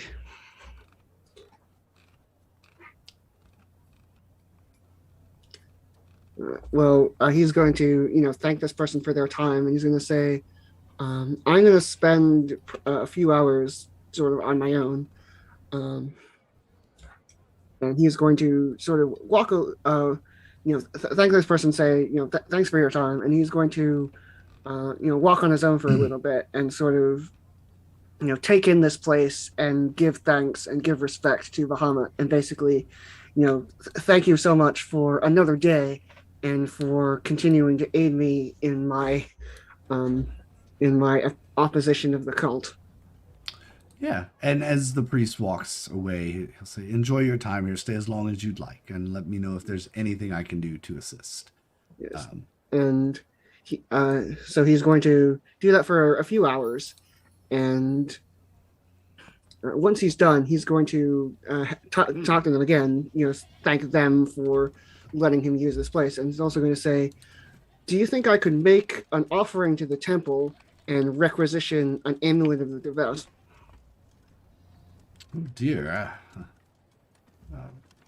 Donation to the church? Why, of course, we would love any donation you could give. Tanar, I'm sure your treasures are needed for armor and weapons, though, no? I mean, I certainly do plan to buy armor and weapons, but I want to show my respect. I want to all right. Well, I will be back. I will be back to this temple once I've stopped the cult. Once I've stopped Tiamat summoning or die trying, and I will make an offering of any gold I have after that. But for now, I'm going to use this gold to try and get equipped. Yes, but an amulet, you say, of wow. We do have one of those, actually. It's stored away, in protection from the last time it was needed. It's odd that you would ask for it, but excuse me, a fly. I would have to discuss with the elders of the church to ensure it's allowed to leave. Very well. What kind of contribution would you be making to the church that may have some relevance on their likelihood of allowing it to leave? Yeah. I mean, as I said, I would be willing to make a donation of gold. I'm also my mission, my journey is to prevent the summoning of Tiamat. Once that's done, I will return it if you like. But that is my explicit purpose, and that is what this will be used for. If that is important to you. Of course, we would have assumed that was the reasoning, not just that you wanted a fancy piece of jewelry. No, I and presumably everyone else here wants to stop the summoning of Tiamat by any means necessary. Yes, we do indeed. That would be quite bad for things around the Sword Coast. So yes, I will talk to them, and yes. Once you have equipped yourself, if there's anything more you need, please allow me to assist you. Very well. So I guess Dinar is going to head back to the market while they have that discussion. Either that, or you can wander around the temple some more. Yeah, he's going to spend maybe another half hour or so, in prayer and thanks, and then he is going to he's going to head back to the market and all right, and go get some equipment. But I will wait until somebody else does their stuff before I do that. Okay. Teo wanted to go to the jeweler. Owen, did you want to do anything else here? We started with you, so I'll come back to you first.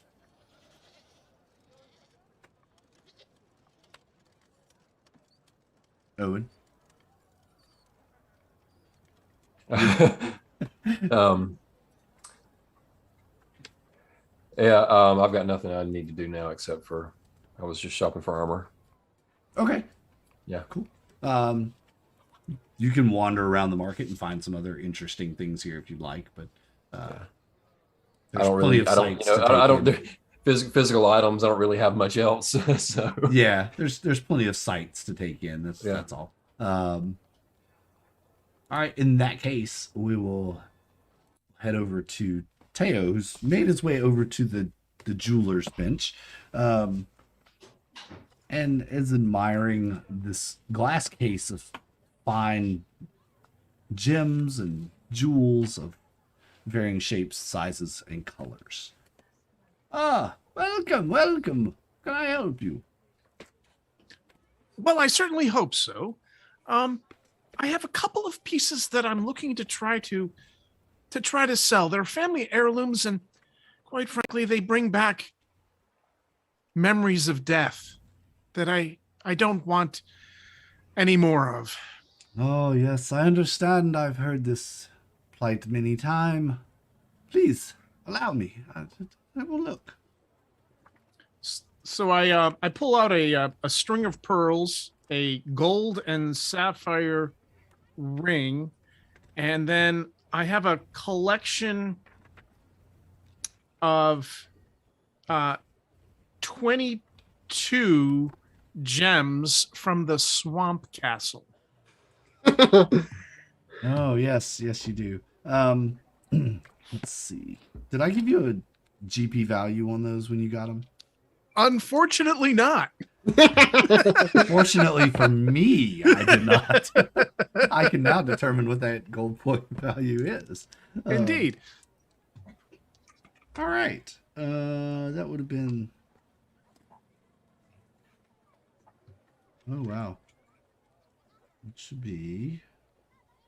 roll a d6 for me. I'll let you roll the d6.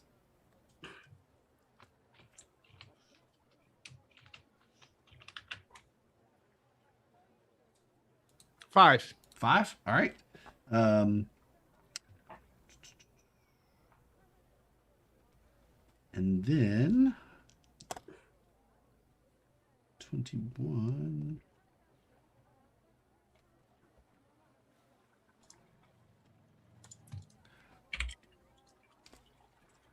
Roll another d6 for me, Sure. if you don't mind.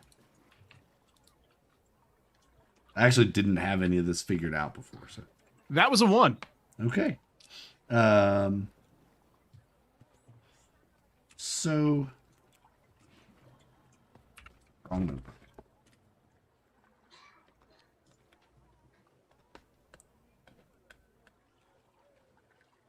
He looks at all of it. Actually, you need to do one more. Because you have a string of pearls, one, and then the 22. Golden sapphire ring, and then the 22 gems. Yep. So 47. All right, give me 2d6 this time. 7. All right, cool. The string of pearls is worth about 50 gold pieces. He tells you he'll give you 50 gold for that.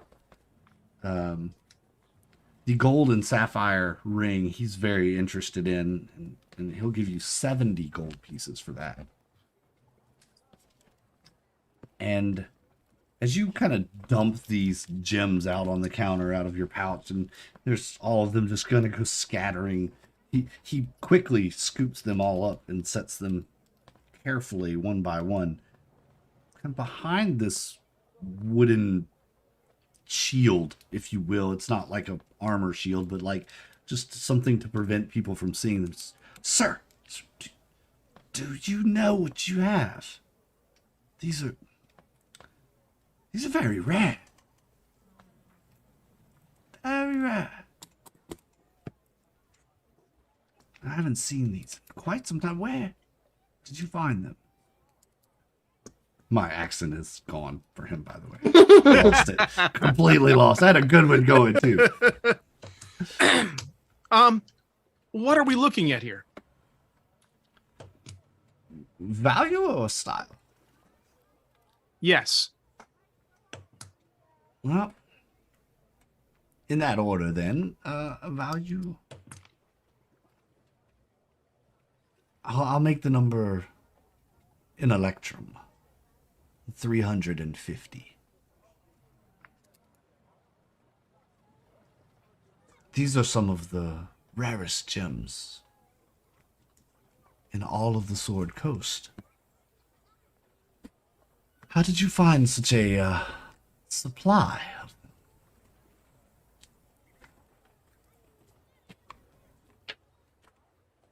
They have been in the family a long time. I find it hard to believe, sir. I only found one place. I think I'm getting it back.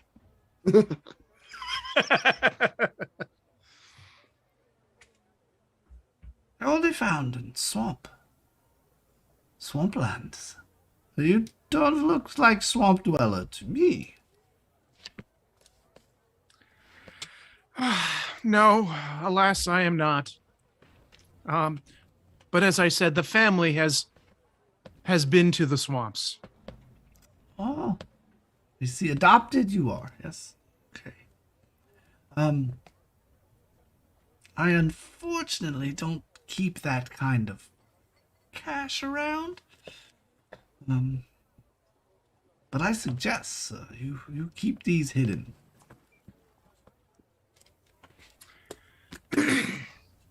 Thank you. Thank you very much for your candor. So I'll sell off those.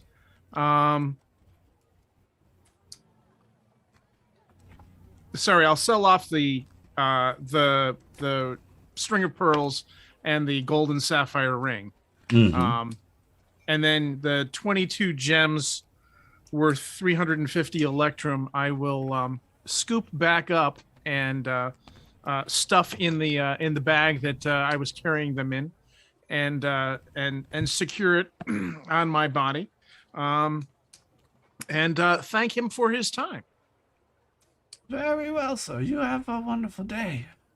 Please, I would be very happy to see those once again sometime soon. Perhaps. Perhaps. Thank you, sir. Thank you. And you could probably just about retire on that. Well, doing the math between that and the tapestries that are floating around somewhere at a lodge someplace. Yeah, you have a nice retirement fund setting up somewhere. Exactly. So Dinar was actually heading to the jeweler thing as well. So are you all right if he makes it there before Teo leaves? Probably. Because Garrow's still getting his tattoo done at this point. He's not going to be quite done yet. So yeah, we could say you make it back about the time Teo wraps up with you see him putting gems back in and putting the pouch back on his belt. And Well, Dinar's going to wave at Teo and say, hey, hope things are going well. Couldn't get the price you wanted? He says, eyeing the jewels, which you apparently didn't sell to the jeweler. Something like that. Something like that. And I'll, now that we're back together, I will fill him in on the conversation that I had at the sideboard, and the meeting around supper time, checking the sun in the sky and all the rest of that kind of stuff. On in the afternoon. Yeah, it is. I'm going to go into that jewelry shop as well and just look around and see if I see anything particularly interesting looking, as far as like something that maybe Dinar is looking to buy one specific thing, so he's going to walk up to the jeweler and say, "Do you have an amulet of health that you were willing to part with?" An amulet of health, eh? Oh, let's see. Yes. Also known as an amulet to save the people who did not roll well on their sets. Oh dear. Oh dear. And he says, I had one. It was an accident, though. It's in pieces. And he pulls out this box, and you see that it's shattered in several pieces in kind of a box.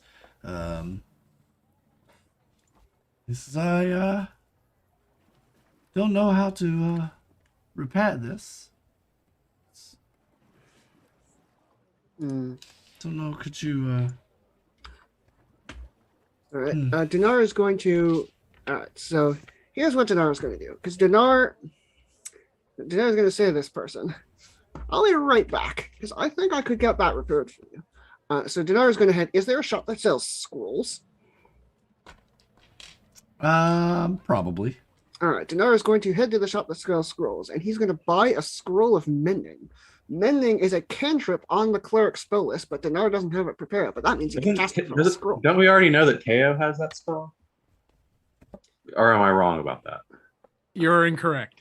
Yeah, okay. I don't think you knew. I don't think you know if he has that. So Dinar is going to go to the shop. He's going to buy a scroll of mending. He's going to come back, and you. How much is a scroll of mending? Just it's a common cantrip. Yeah, it's a cantrip. You know, 2 or 3 gold probably at least. Right. I will take the thing. I will head over there, and I will cast mending and repair the amulet of health. All right. All right. And slowly the amulet does kind of shift itself back together into pieces, and into a solid.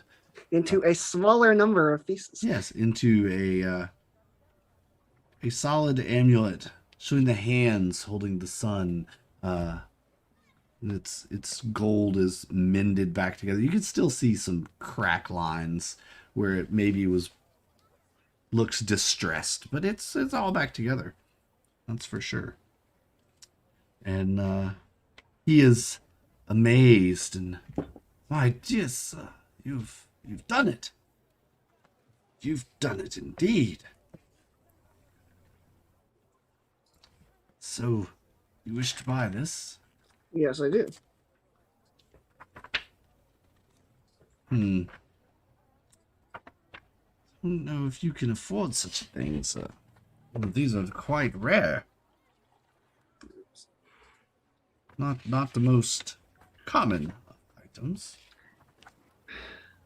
Unfortunately, so. Well, it seems like it's a little less rare right now than it was a few minutes ago. Yeah. Or rather, it seems like it is worth quite a bit more now than it was a few minutes ago. Yes, you are correct. I tell you what, sir, if you will give me see, I paid that much for it back then. It was broken. It's 700 gold, please. And I will pull out 700 gold from my bag and hand it to him. I knew I should have asked for 9. I always do that wrong. Oh, stupid man. I will pull out 200 more and hand it to him. What a generous tip, sir. Thank you so much. Yes, this will actually help my family very much. Thank you. I wish you good health. And I say, thank you very much. And I put the amulet on, and I believe I have to attune to it. So I begin the process of that. Yes, but I'm also going to head back to the armory because I have some gold available, and I'm going to see if I can get armor as well. Okay. Let's go to Garrow real quick as you're wrapping up your tattoo is getting done. He's, had to shave the hair off of your arm, and so you have a nice bare spot there. See what I did there? Bugbear spot. A bugbear spot, yeah. And he shaved it all off there, and you have this nice spiraling tail that wraps around your arm and then reaches out into these. It looks almost like a scorpion, if you will. It's got these clawed pincers on it, one kind of flanking each side of your hand. And he says, that should do the trick. I love it. And also, I love it IRL because I'm a Scorpio. So. Oh, there you go. I did not know that ahead of time. So he kind of waves his hand across it, and a glow comes up. And then it fades slightly. He says, you're all done, sir. This is all you need to know. He hands you a little pamphlet. This is what you need to know about how to care and make sure it stays clean. Don't allow it to get dirty or infected or cut anytime within the next few days. Or it could definitely don't swing it at any dragons, it could reverse the effect. Thanks, bud. I'll do all that. Really looks nice. You do some fine work. Excellent. Thank you. Please tell your friends. I need more business. Feels good too. And Garrett sort of flexes and glows a little bit. He's like, And when you flex like that, the pincers, the way he made it is that the pincers actually open and close, like when you flex your hand. So it's wrapped on the muscles. Like it's fantastic. Really, really cool tattoo that he made. Yeah, I'll definitely tell my friends about the place. And I'll pay my 100 gold, and I'll head on out back to the market. All right. As you walk back to the market, you see Dinar heading across the way. Oh, and you were at the jeweler shop too, right? Yeah. Let's come back to you because you didn't have anything earlier, and then. Yeah, no, I'm just looking around to see if there's anything that caught my eye. Anything in particular you're looking for? Not really. No, just. It's mainly, there's a lot of mainly trying to not get too far separated from the group. Gotcha. Yeah, there's. Like, can I make a recommendation of an item that would be helpful for you? Sure. Well, okay. So there's two I'm thinking of. Wand of the War Mage gives you a bonus to hit with your Eldritch Blast. Rod of the Pact Keeper does the same. The sole concern with that being, if you run around town asking if you can buy a Rod of the Pact Keeper, you might raise some eyebrows. I don't know. You would find that in a gem shop anyway, like a jeweler. I don't know that you would. Sort of arcane specialist. Yeah, that's more of an arcane specialist shop. Yeah, magical shop. Than a jeweler shop. I mean, there's a chance, but The only reason you're able to find the amulet there is because of the It happens it's to be jewelry, pretty. you know, and somebody Yeah. probably didn't know what it was when they sold it. So, let's see. Something actually.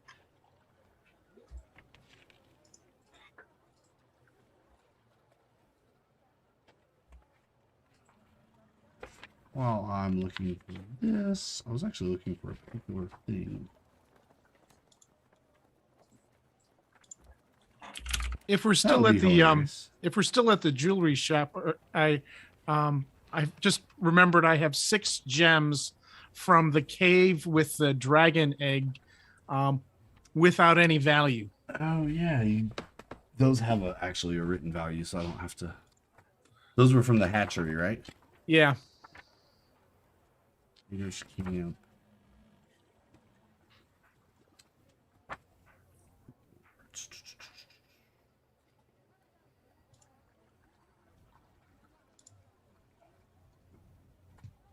Huh.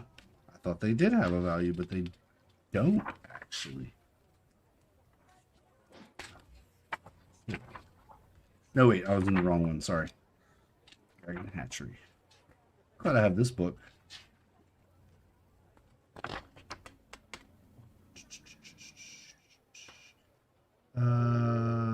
Each egg destroyed was that. That's XP. Treasure.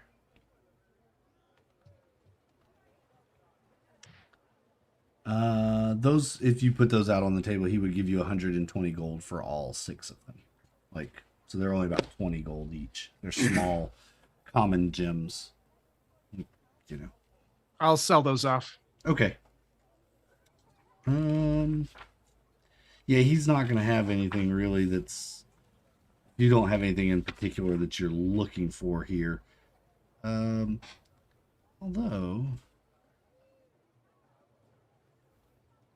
he's got some interesting gloves. Actually, that are they are adorned with gems, kind of on the fingers and around the cuff. That's the word, the cuff.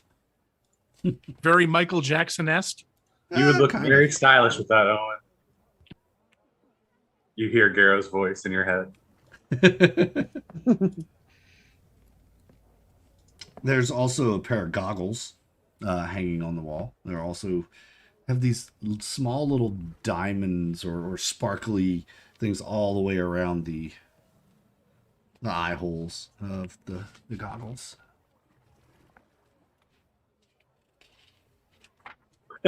You would look great with both of those. Very flashy.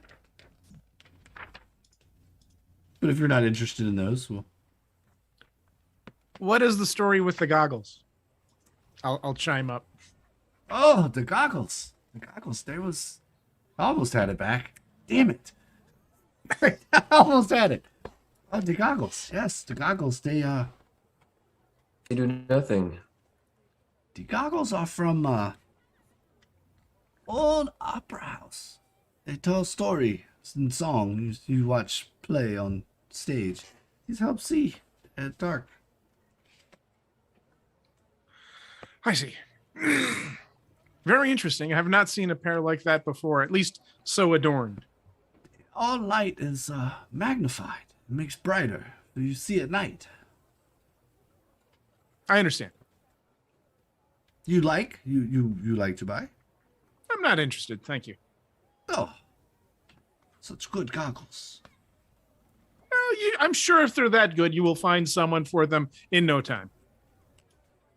Yes, yes. All right. Anybody else with the jeweler? I'm done. Yeah. Okay. All right. Well, Dinar, you wander across the marketway to the armorer. Yes. And I'm just gonna keep this quick. Dinar buys a +1 shield. How much would it cost to buy a +1 shield? Book cost. Pretty much doing everything by book cost. So, He has one of those pretty Yes. readily available already. Yeah, the problem is book cost. Different books list different prices. So tell me how much it costs, and I will pay it for it. I'm trying to. I'll have to dig out the book. Tell you how much the book costs. It's uncommon, and so it's uncommon. So that's my tattoo is uncommon, and it was 800 gold. So around 800, possibly 500. Yeah, well, the book cost is 400 for an uncommon, but I don't know if we're doing book cost. Yeah, it would be the cost of the shield, which a regular shield is what, like 50? 10, I think. Or 10? Yeah, I can't remember. Plus the cost of the enchantment. So a shield.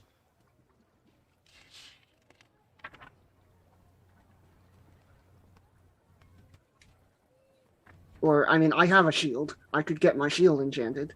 You could just pay the 400 to get your shield enchanted. I will pay the 400. I will get my shield enchanted. Okay. He does the same. Gives you tears a ticket, hands it to you. Says, it'll be ready for you tomorrow. Excellent. All right.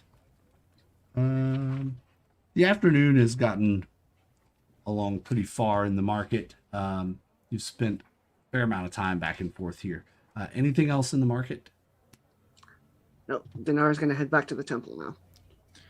Garrow was just thinking about this one story about the goblin who stole a pair of winged boots, and we'll just curiously keep an eye out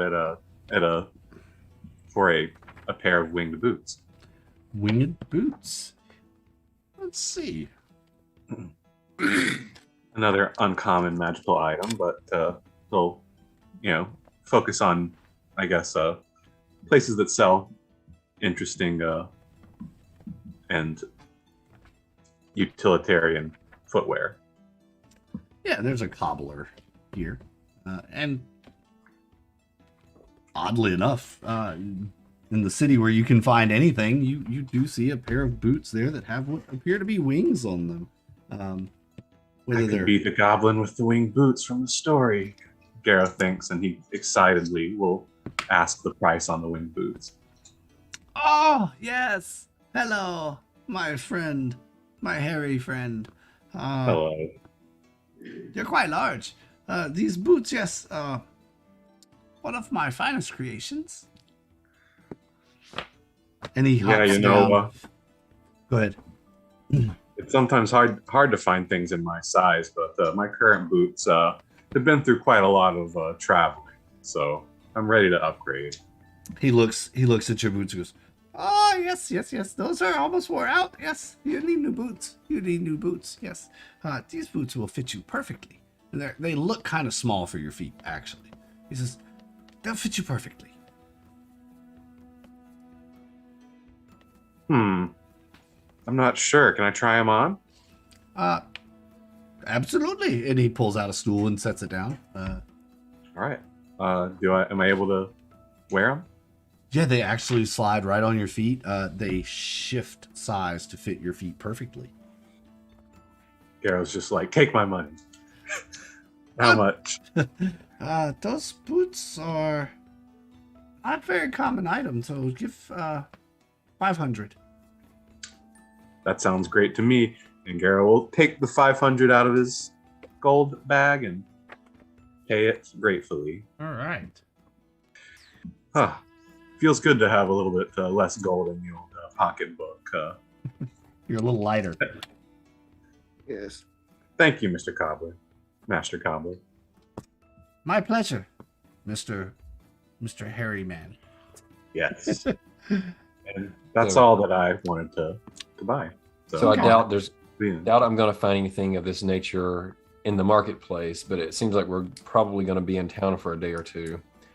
I want to keep a lookout for places I can get things of a less savory nature, things that someone of a warlock persuasion might be able to find particular use of. Yeah, you know of the circles, all right? So yeah, you can warlock shit. Yeah, the underground warlock auction, exactly. Stuff that wouldn't necessarily want to be sold out in the open because of this reasons. Yeah. You know where to go to find those kind of things. Like, you know the parts of towns that you would have to look in. So yeah, you can probably find that stuff Yes, if you look it's- a little bit tomorrow. It's Yeah. hidden inside the town wall. That's why they call it Walmart. Oh, I love it. That was great. I love it. Dinar's gonna head back to the temple. What's everybody else doing? I'll head back to the inn, the Copper Pot. Yeah. Okay. I'm also heading back to the copper. Well, checking the time because as I remember, we had a meeting to get up with from the sideboard. But at the same point in time, I still have 1,300 gold pieces worth of quote frog loot. Yeah, exactly. That's frog loot. As I remember, it was Yeah, the treasure of the frog priests who almost dumped frog poop on us. Okay.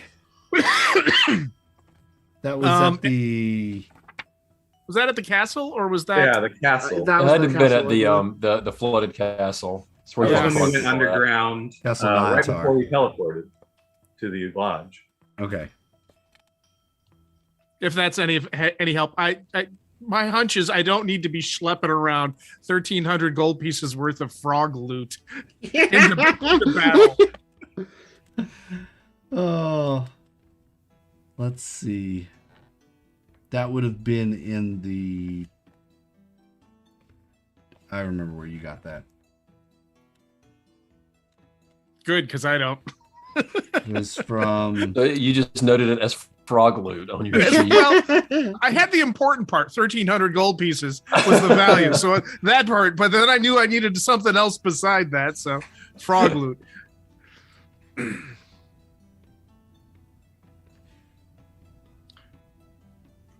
And then while you're looking that up, I also have a copper parchment with a star pattern from the observatory that I'm looking to try to see if there's anybody who is interested in that.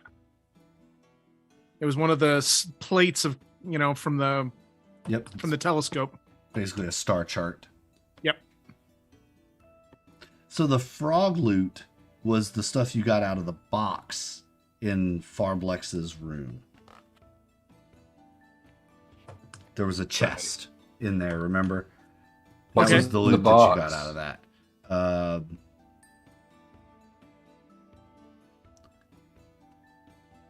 6 clay pots.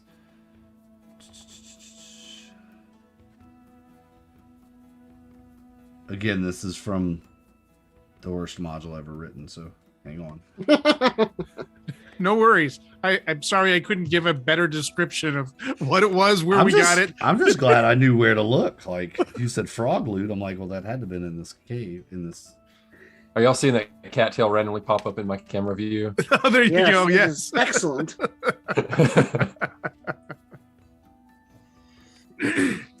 It's probably, it doesn't say. Oh, wait, here we go. Let's see.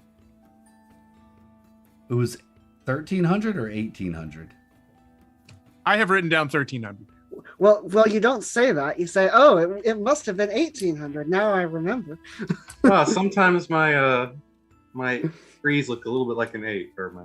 Yeah, so I think it was the 1,800 one, because that's the only, like, loot that I see anywhere around there. Yeah, that must have been what it was. Must have been what it Definitely, was. I remember now. I don't make a very good rogue. I disagree. I mean, we have kind of struck it rich in this party, thanks to being with you and your chest opening abilities. Yes. So it's 2 gems at 50 gold, 5 at 100 gold, 1 at 200 gold. Oh no, 5 at 100 gold, 200 gold, 400 gold, and 600 gold is what it says, but that math doesn't add up. They probably thought no one would notice, and they're just like, okay, let's Like, just- because that's Sorry. 100, then 500 is 600, and then 1 would be 800, 1,200, 1,800. So it's 2 of 50, 5 of 100, and then 1 of 200, 400, and 600. Yeah, that sounds like 1800 to me. That's the way the math works.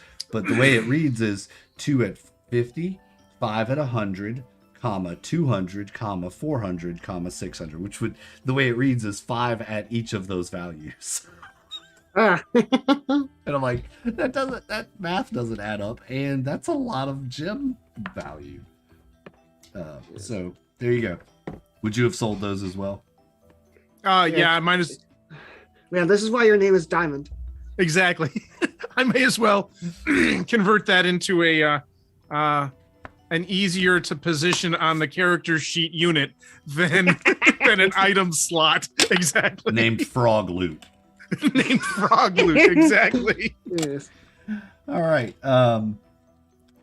Awesome. And I'm still on the hunt for a puzzle box and a backpack of something or other, Yeah, let's do that real quick. You can find a puzzle box. You can find a series of puzzle boxes in the market, actually. So you could get 4 or 5 puzzle boxes for probably, 15 or 20 gold. They're ranging in difficulty from easy to extremely difficult.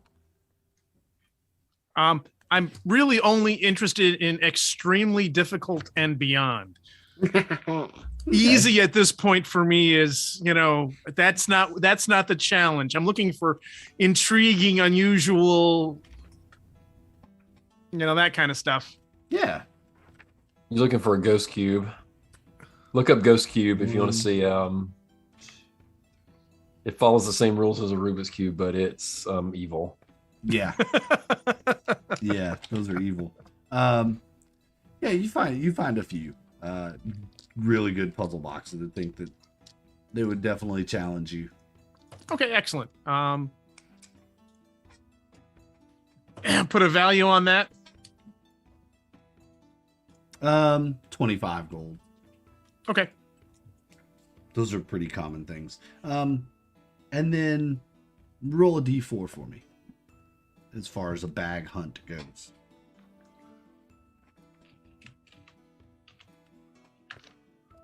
A 3. 1, 2, 3. Holy crap. Should have counted backwards. What? No, it's gonna be exactly what he wants. You're wandering into different shops, and there's a handbag shop, and you find, in fact, you do find a bag of holding that you can get here for it's uncommon, wondrous thing. So a 400 gold for a bag of. Done. And then, don't cut it or all of the contents will fall out. Yes. All right. Question for you. So one of the things about a bag of holding is if you try and put one inside another, it opens up a wormhole and sucks things in. What is your stance on people doing that deliberately? If you put a bag of holding inside a bag of holding, yeah. For me, the way I've always done it, I don't play the wormhole rule. I've never even actually heard anybody that does. The way I do it is you stand the same chance of pulling that other bag of holding out is when you reach in to pull stuff out. Like, okay, it's never mind then. Yeah, you can't store. It doesn't compound the storage, and it also has the no rules ill as effect. written is if you put a bag of holding into another bag of holding, it opens up a portal to the astral plane and sucks everything into it. And or at least that's what some people play as. I believe that's. Are you trying to weaponize bags of holding? Well, I specifically wanted to ask because Placing a bag of holding inside an extra dimensional space is one thing, but yeah, and a bag of holding is. In any case, if you say no, then I'm not going to push it further. It specifically spells out the extra dimensional spaces that are affected by the bag of holding. So placing a bag of holding inside an extra dimensional space created by Heward's handy haversack, portable hole, or a similar item instantly destroys both items and opens a gate to the astral plane. Yeah. So, but just, I don't need to hear anything more. No is your answer? yeah, that's, Okay, that's, all right. That's fine then. it's too chaotic. Yeah. You get into all kinds of crazy crap when you start doing that. Yes, So- you can. Now, if you wanted to put a portable hole in a bag of holding, that's, Yeah, that is my emergency backup plan for Tiamat. Just throw a bag of holding in a handy haversack at her, and poof, she's gone. well, I don't think that'll work. that doesn't quite work. I don't think Tiamat will fit inside a bag of holding. Yeah. Now, In any case, goblins and halflings and those do fit inside bags of holding. Trust me, we've had that happen before. yeah, just Reach in, pull out a goblin, and throw it at somebody. Yeah. Yes. Hey, I tell you what. We probably need to go ahead and take a break. We've gone a little long for break time, so let's go ahead and take a break here. And when we come back, we'll wrap up the shopathon, and then we'll get into some more story. Yeah. All right, We'll go sounds back- good. We'll go back to we'll go back to the temple, and then we'll go to the tavern. All right, sounds good. Where is my Yeah. break screen? I guess we'll go to that one. That'll probably work. All right, we'll be back in a few minutes, folks. In the meantime, enjoy our break. Get some snacks. See you in a Yeah. few. See you soon.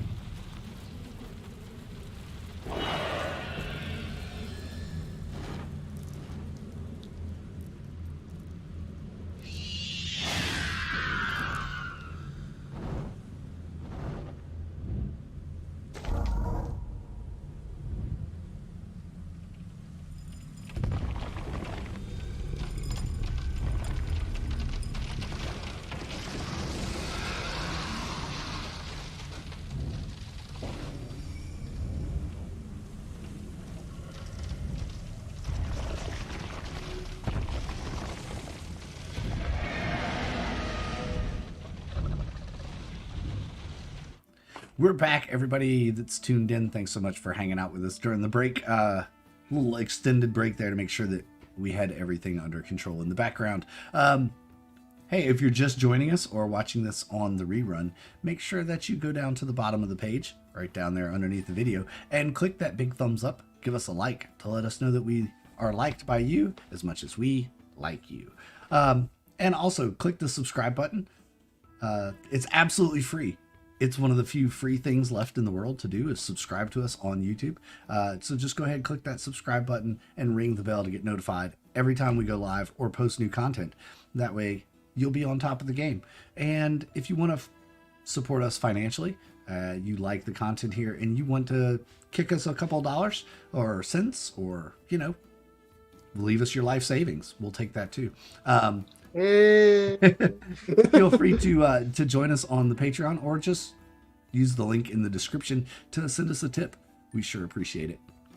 Helps us pay the bills, buy the coffee, and do all these awesome overlays and pay for the artwork for the stream. So thank you so much to everyone who is already on our Patreon supporting us and subscribed.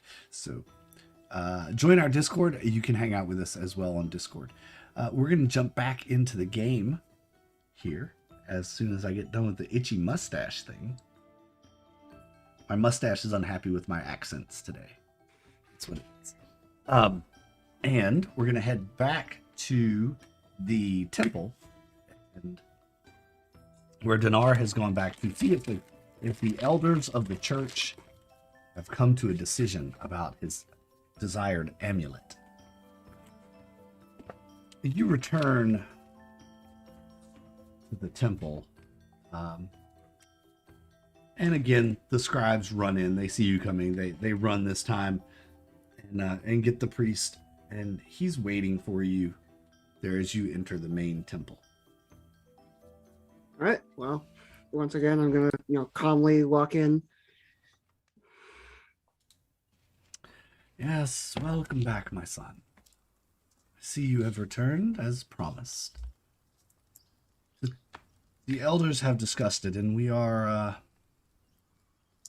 willing to allow the amulet to go beyond the church and beyond the city in this quest to defeat Tiamat. However, we would still require some financial commitment up front, just as somewhat of a deposit, of course. Your amount is chosen, of course, as much as you wish to give, but it is a priceless artifact that the church just doesn't want to see disappear. Yes. So I will give them 500 gold, and I will say one of two things shall befall this amulet. Either I will bring it back to you personally, or you will loot it off my corpse, at the site of Tiamat summoning. This I swear to you. Let us hope it is the first. Indeed. May Bahamut smile and protect you, my son. And he does a little prayer over you as he happened to have the amulet with him and hands it over. I will take this. I will treat it like the priceless artifact it is. I will put it around my neck and I will take a deep breath and thank them all, and I will Yep. I will walk out of the temple and All right. I will walk out of the temple with purpose.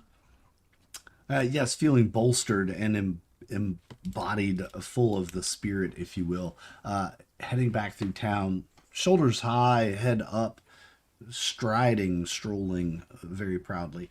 Several people see you walking through the streets and point and smile, wave. Some even give you a fist shake or some other signal of we're glad you're here and thank you.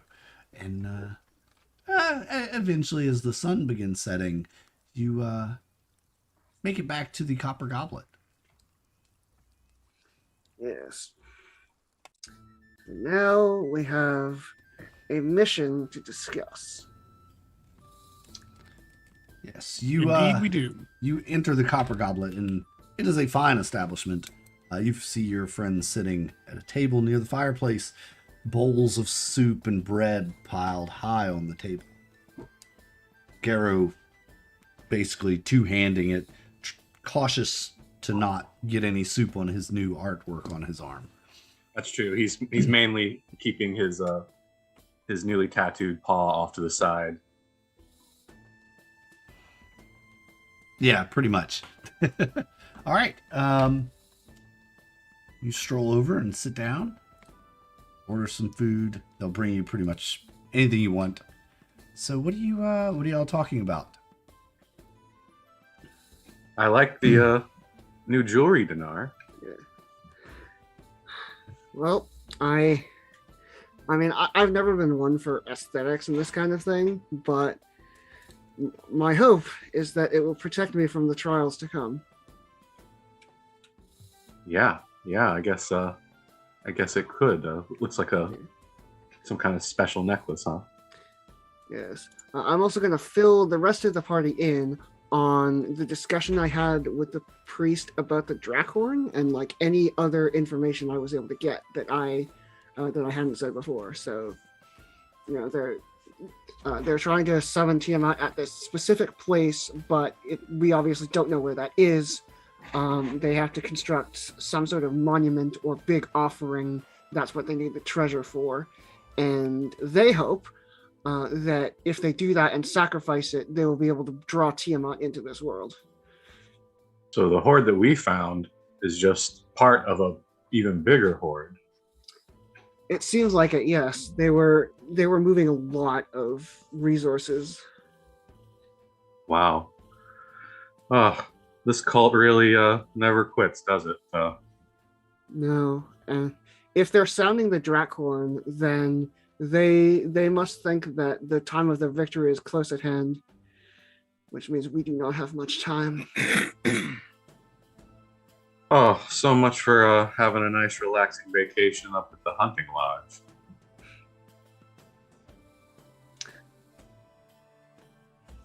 So, I believe we were intending to meet someone here, and this is actually, Dinar is going to say this to the rest of the party, like, I don't trust this person.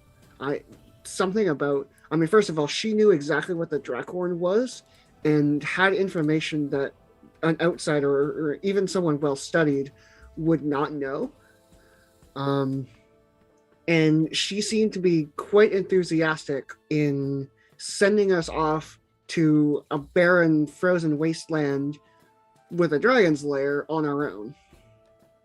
So just, Dinar is suspicious. Dinar is concerned that this might be a trick. Okay. But he's willing to hear her out at least.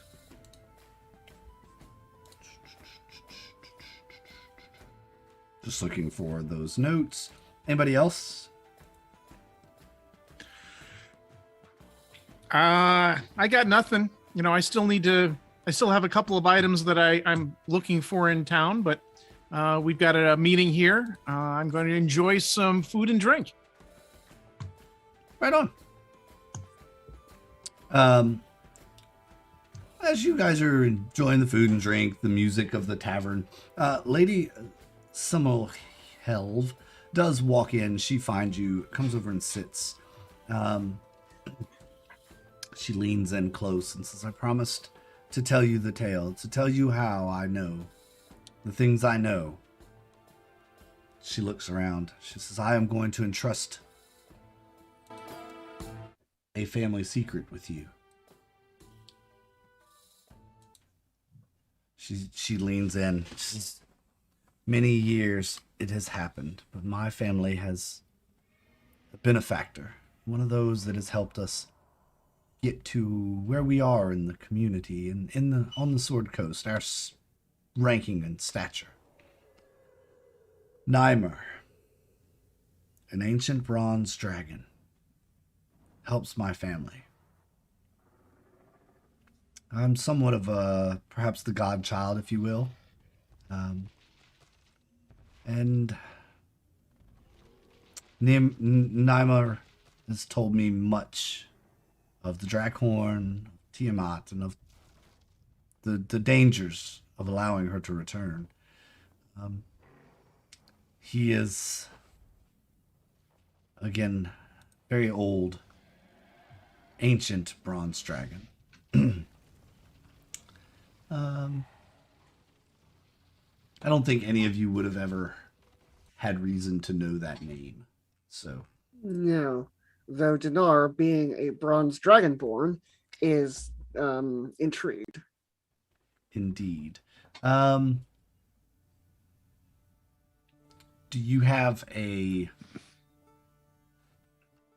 line that perhaps you came from that you know of? Not specifically. No. Okay. I probably would not know about this specific dragon unless it was, unless they are. I mean, unless they run or are associated with the Church of Bahamut, directly. Not directly. Okay. So it's Dinar is happy to hear of another ancient brass dragon, but he doesn't recognize this one specifically. Okay. But he trusts this person a little more, knowing that they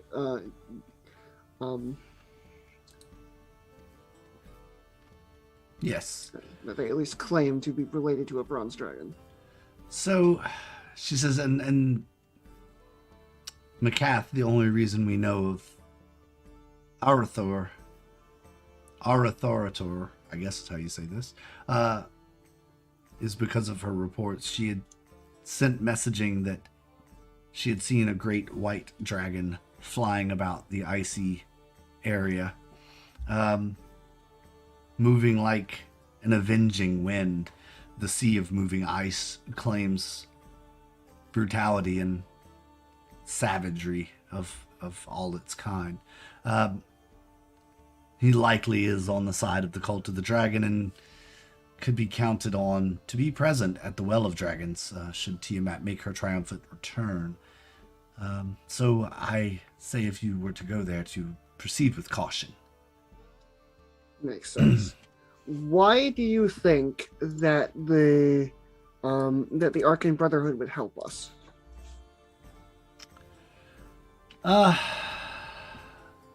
Mostly because of what Macath has done. She's laid out so much information to both sides that has just pretty much involved them at this point. So do you have reason to believe that they will go looking for her? Not really. They have expended the resources they can, but I don't think they'll be actually sending people out into the sea of moving ice for her. They've considered her dead. Do you have any reason to believe she would not be? Why would a dragon keep her alive? Many reasons, likely. Intelligence, leverage, ransom. Any of these things make sense to me. Why would you keep someone alive if you held them captive? You mentioned ransom. Have we gotten have you heard anything official from the dragon or the cult to the Arcane Brotherhood? Not necessarily. They haven't made any contact with us, so that's fair. You would have to travel to Luskin to find them, if there are even any still around there. They may have scattered.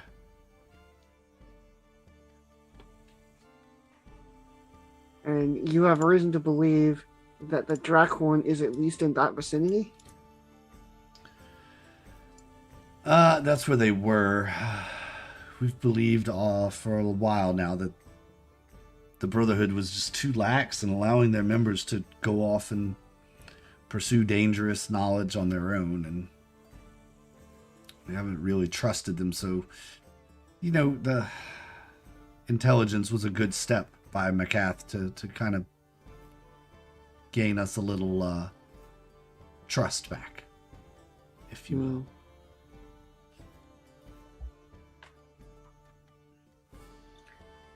That does seem like, finding the location of the Drakhorn does seem like it would help us. But it also seems incredibly dangerous. Yes, it probably is quite a dangerous mission, but those are the dangers we all face. We all don't even have to leave this city to face danger. Can't believe the things that are happening inside our own walls. The man was murdered. I did wanted to talk to you about that. It seems too much of a coincidence to me that the Drakhorn would have been sounded during the meeting. I feel like the cult would have to know about the meeting, and they were like, the purpose of the Drakhorn is to send a message, whether that be a message to dragons or a message to those who oppose the cult. The message has been sent. Yes, you speak wisely. The message has been sent, indeed. But beyond the Drakhorn's call, we can't even be safe within our own walls. One of our very own was murdered just a few days ago. Can you tell me a little bit about the circumstances? Leosin didn't tell you. No, he did not. Huh. Perhaps it slipped his mind in all of the revelry that was you were brought in with. Yes. So it appears that one of the members of the council's family was murdered not too long ago. They found his body. I think it's in this one. Garrow finally looks up after spending this entire conversation just staring at his scorpion tattoo and making his hand flex so that the pincers clack when Leosin's name is mentioned. Yes.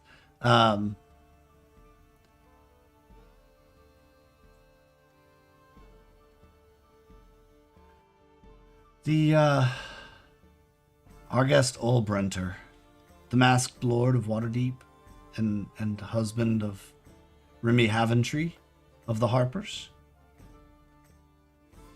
You certain Master Leosin didn't tell you about this?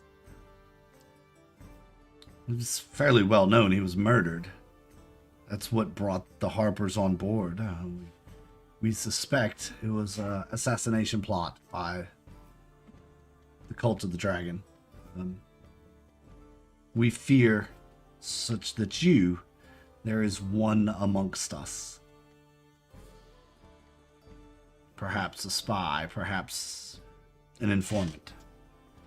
Yeah, Master Leosin probably didn't tell us because we had an important mission we've been on for the past few months. I mean, we're not up to date on all the news. We basically teleported to this town immediately before that meeting happened. However, is it possible that I could speak with them? Who? The victim. Remy Haventree? Yes. The widow? No, the one who was murdered. How do you intend on speaking with one who is dead? I look at them and say, I'm a cleric of Bahamut. I have my ways. I would suggest you speak to Remy about that. That could be seen as an act of disgrace upon the dead. He has not yet been buried, but the funeral is to be held in private. I don't even know where it is. It's only known to the family. I will go ask him about that because that could give us some useful information. But of course, I don't want to disgrace the dead. Yes, please proceed with caution. There, as she is still grieving. Of course. He was stabbed in his sleep, apparently. That's what they say. In that case, it will be harder. if he was. Oh, he was definitely murdered. It was... Yes, but if he saw who murdered him, that makes it much easier. If he was stabbed in his sleep, then he presumably does not know who killed him. Yes, and likely it was just a cultist assassin. I shall consider it. But so you think it would be to our benefits and to the detriment of the cult if we were to head up to the frozen north, the Sea of Moving Ice, intercept this white dragon and retrieve Makath. That is one path to, that is one way to learn more. I mean, Makath is so brilliant when it comes to dragons. She's been studying them her whole life. Sounds like the right move to me. I mean, the other option is, figure out what happened with the murder of the masked one of Waterdeep and go from there. It's just that's something that would require me to do more research and spend more time. So Dinar is going to open up a little bit as to what exactly he's planning. So there is a spell that allows you to converse with the dead, and I can ask it questions, and it's compelled to answer, but doesn't necessarily have to answer truthfully. But normally, if you ask a murder person, like, tell me about who killed you, they would be likely to do that. But yes. I would need to know what questions to ask, because presumably this person was killed because they knew too much. But you can't just say, okay, what do you know? It has to be in the form of specific questions. And currently, I can't think of what questions I would want. Like, could it not have just been an act to send a message? He wasn't killed for any reason other than who he was? Why him then? He's one of the leaders of Waterdeep. What sends a greater signal? Makes sense to me. It certainly could have. Yeah, seems like that might be a job better left up to professional investigators. I'm a professional adventurer. Yes, I'm sure. certainly not one who is experienced with gathering information from the dead, and I do agree it's rather morbid. Well, perhaps when you return then from the Sea of Moving Ice, more information will be known and you can inquire with Mr. Leosin about this situation. Yeah, Very I'm sure well. Master Leosin will be on top of it if it's So important. how far away is the Sea of Moving Ice? I have secured you passage on a ship that can have you there in 3 to 4 days with favorable winds. Very well.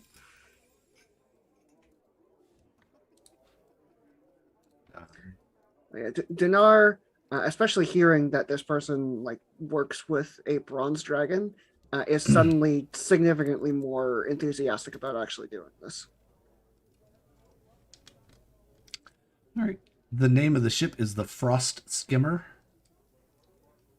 It's a ship, wooden ship with an iron plating on the bow and the hull to allow it to break through the ice. It runs commonly that way, and she tells you the captain's name is... Where'd it go? LaRusta. Captain LaRusta. All right. Dinar is certainly able to hold back a smile, but I'm not. Captain LaRusta. Yeah. LeRustah. Captain LaRusta. LaRusta. And I was sitting here. I was thinking of Daniel LaRussa from Karate Kid and Cobra Kai. Nice. All right. So we shall go seek out Captain LaRooster. All right. The next day, she tells you he'll be ready for you the next, to leave as soon as you're ready, basically. All right. Well, So, I believe, I guess we sleep and wake up the next day and go. while they're asleep, I'm gonna see if I can find the Walmart. And of course, during the evening, I'm going to attune to my magic items. Yeah, Dinar's going to do the same. Yep, gonna work on that. Okay, Teo, what about you? Yeah, if there's an area of town that's shady, I am looking for some replacement thieves tools because I still need to replace those. And yeah, you could find a shady looking character and ask about the guild, the whatever terminology you'd like to use for that. You could find those pretty easily. Excellent. Perhaps you should get some forged locksmith credentials so you can just go to a regular store and buy these. Normally, this is not a problem. Normally. And as you're kind of wandering around as well, my notes page just ripped out of my notebook. That's not good. I'm trying to keep better notes in this one, y'all. Trying hard. You see some folks that look kind of like you. You think they might know something. And what do you do with these individuals? I'll approach them and say, "Excuse me, I'm trying to acquire certain items that are relevant to what I suspect is our shared profession. Would you happen to know where I can go to locate such things?" Look, they look oddly at you. Oh, are you a pathwalker?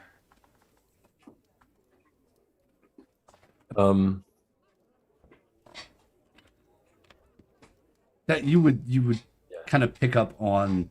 That's phrase that's like a coded message of some sort. The way they said it kind of sounded. They're trying to ask me something. I don't know if I know. Would I know what they're trying to ask me? Basically, are you a particular? Do you follow a particular path? Or I find friendship with the Fae of the forest. Oh, yes. In that case, perhaps you should head down to the grove and find your folks there. And they kind of point you back towards the direction of the market. You see, there's a large stand of trees on the other side of the city. It's called the Grove. It's basically a park district. You may find what you seek there.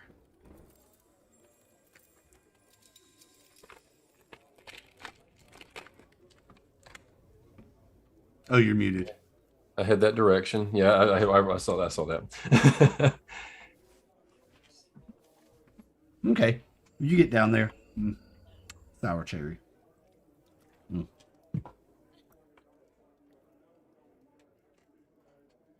Excuse me. And you see a few folk milling about, some chanting, some praying, some just leaning on trees.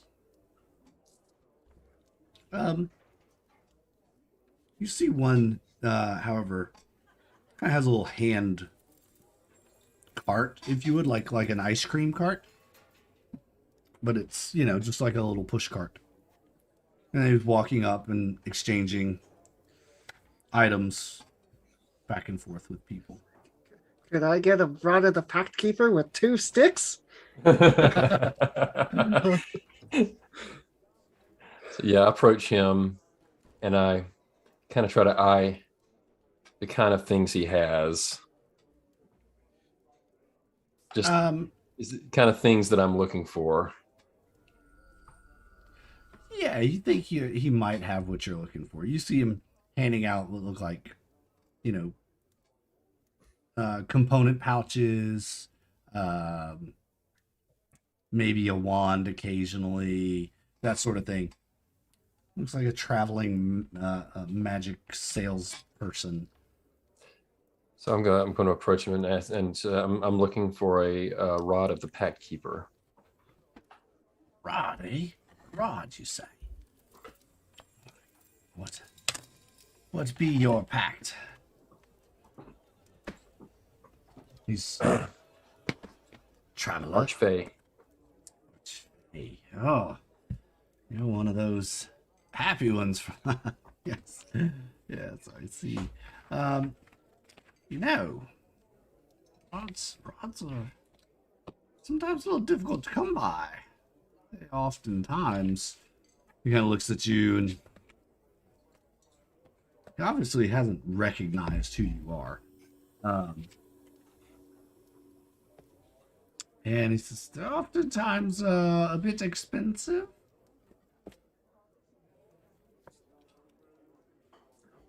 Let me worry about the money. Just tell me what you need to make it happen.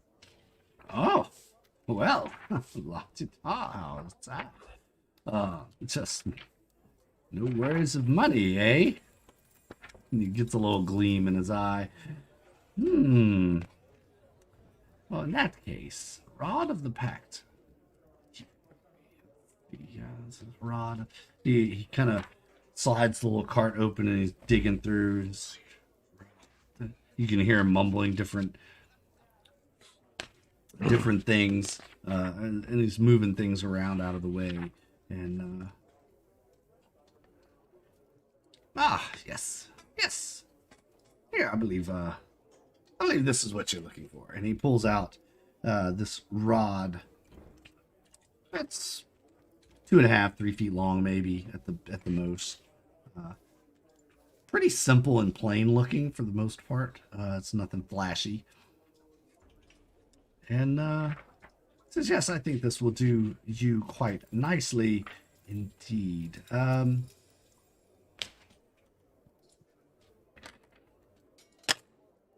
All right. Yeah, it's this one is a 700 gold. For this one, sir, it's very rare. I will give you 700 gold pieces for it then. He's like, sir, you must be careful carrying around this much kind of money. It's not safe. You are in Waterdeep. Do not know where you are. You could be knocked on the head and all of this stolen from you. Be careful, sir. And he hands you the rod and snatches the pouch real quick and drops it in the cart. Funny thing, when he drops it in the cart, you don't hear it hit the bottom of the cart. It just poop goes in, and you don't hear it. You would expect to hear like a thud. 700 gold pieces hits the bottom of a wooden cart. You would expect to hear a thud, but you didn't. Merchant's got a bag of holding back there. The cart of holding. It's a mystical, magical cart of holding. So there you go. That's going to be a +2 Rod of the Pact Keeper. +2. Yeah. Nice. And it does require attunement. So that adds +2 to your spell attacks and saving throws. DC. I suppose I should ask: is the amulet is that +2 as well? Yes, I believe it is. Yeah. Also, I'm reading. I can also, it has once per long rest, I can regain a warlock spell slot with an action. Yes. Yay! You get to have more than 2 packed magic slots. Yep. 3. Hey, Never know. It might make a difference. Yeah. How many times have Well, it actually characters absolutely died? will make a difference. I mean, it's, How many Yeah, times have absolutely characters it'll make a died and been difference. like, if I just had one more spell slot? Oh man. So, yep. All right. So Teo, you get your thieves tools, and Owen gets his pact rod of the pact keeper. And just to be prudent, I'd pick up an extra set of tools just in case. Right on.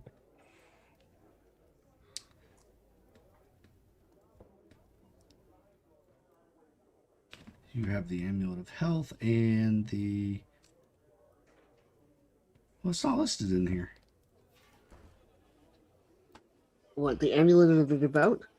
Yeah, it's not listed in the DMG. Tasha's Cauldron of Everything, Oh, it's page in 119. Oh, that's why. I didn't know that's where it was. No worries. Thanks. I thought that was a DMG item. Amulet of the Devout.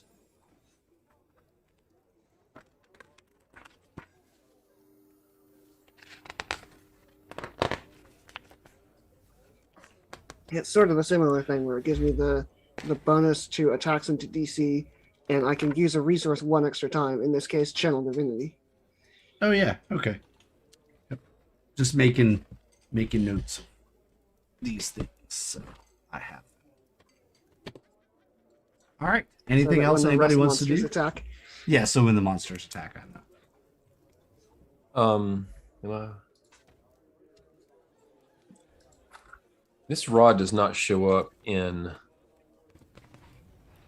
I mean, it's supposed to be DMG, but it's not showing up in the compendium here. So I guess I Yeah, have to make your it player myself. profile won't give you access to that. So hold on. I'll get it for you and I'll send you. Okay. Share you that. I was about to try to build. I was like, you know what? I'll just ask because We ran into that with Lindsay's actually making a character with a villain class that's out of the DMG, and players don't have access to Dungeon Master resources Right. in the Standard Rules Edition. right.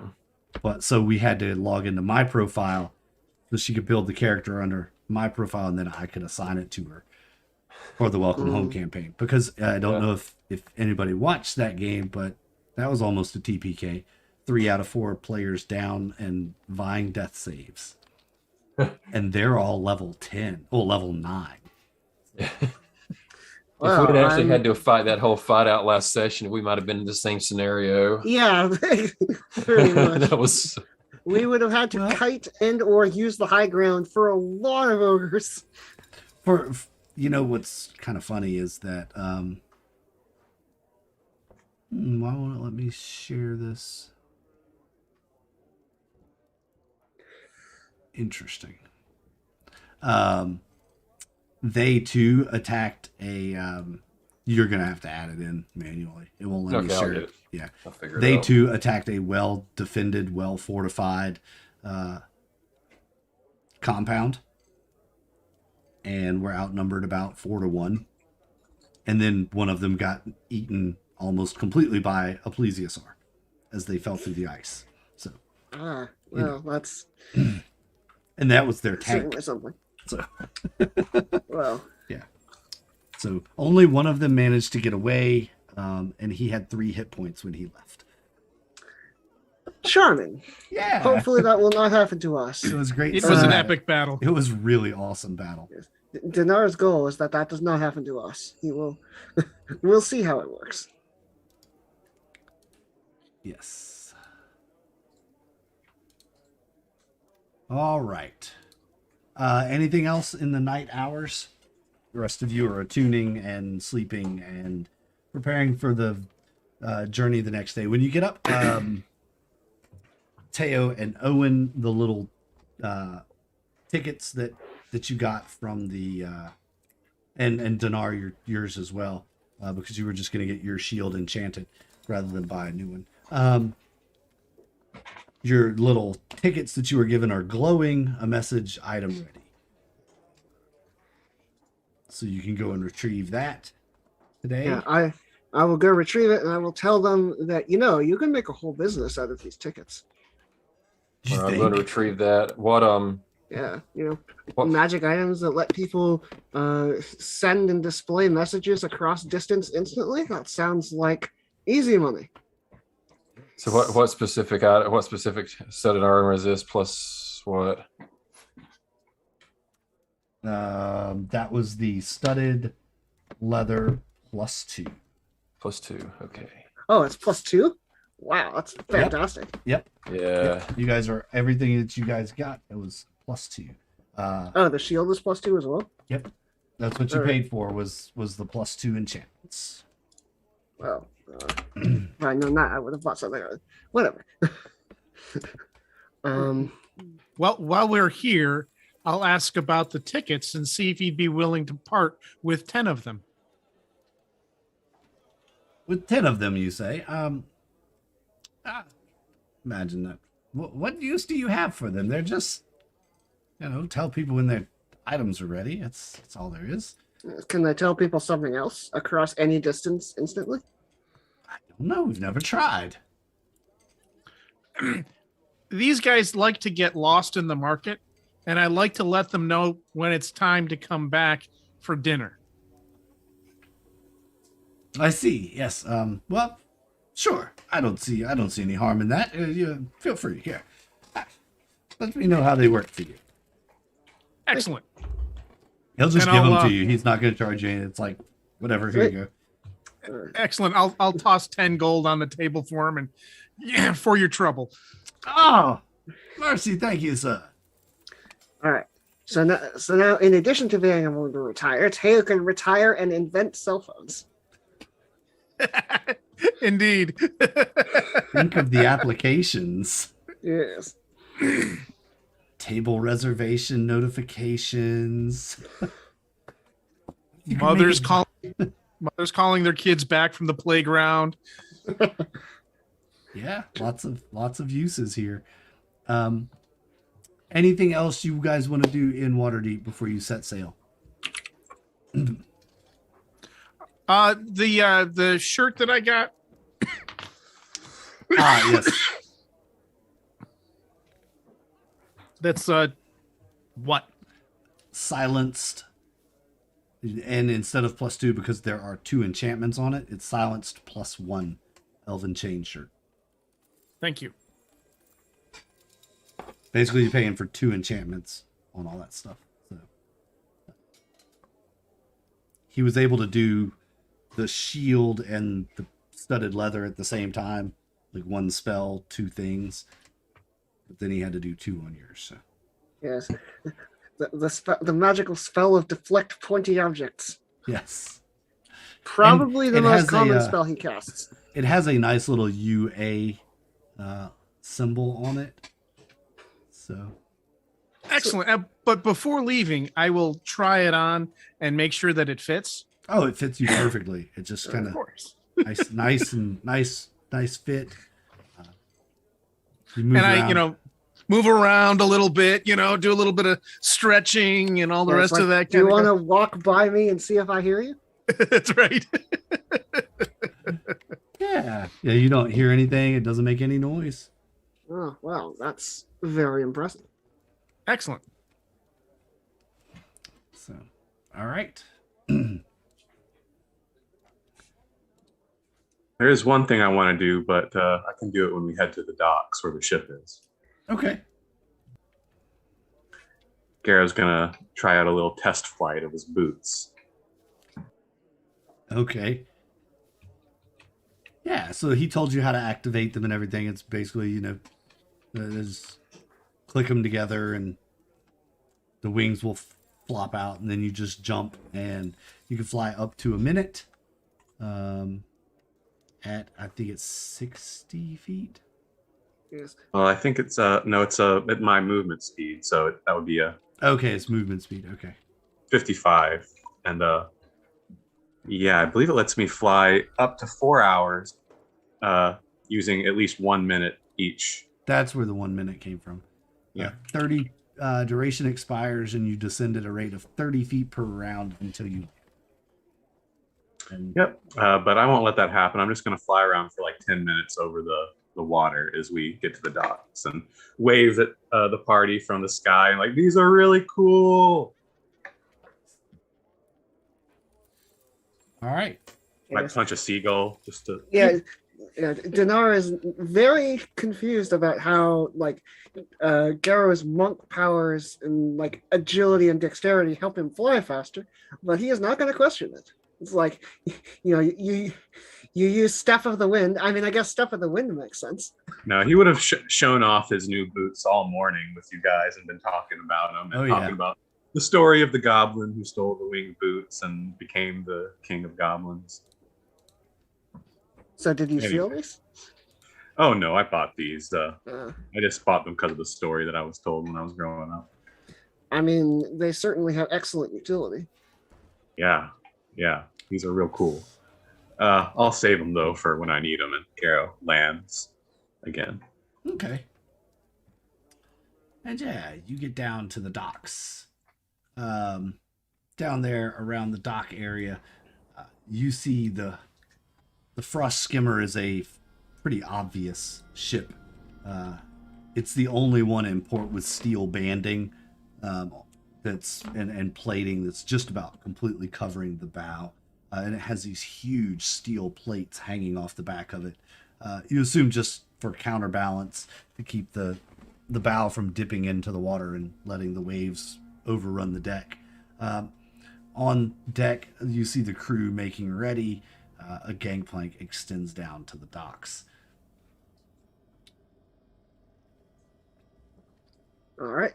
Dinar is going to, go talk to the captain. You see the captain. He's standing there on the deck, and an older, leathery-skinned man standing there wearing basically leather pants and a leather shirt. All right. Well, Dinar is going to say, "Greetings. I assume you know who we are." He turns and looks and he says, yes. I was expecting you sooner, but I'm glad you are here now. I'm Captain LaRusta. Hey there, Captain LaRusta. I'm Garrow. Garrow, pleasure to meet you. And we're the United Adventure Company. We are ready to depart as soon as you're available. Very well. A few things to get known up front on my ship. You do as I say, when I say, how I say, because when we get into the ice, your life may depend upon it. And you are the captain. If I say you hide, you hide. Don't get any ideas of fighting. There are strange creatures in the sea. Strange creatures, you say? Yes. Marrow, scrags, ice hunters, giant octopi. Wow.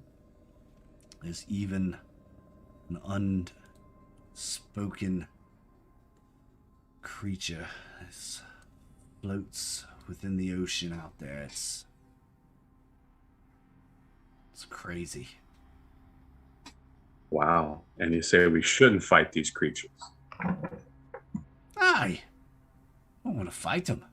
I want to get away from them, yet they drowned our whole crew. That makes sense. We'll do whatever you say, Captain. What do you plan to do once we've arrived? Are you just going to drop us off and head back, or like what is the arrangement there?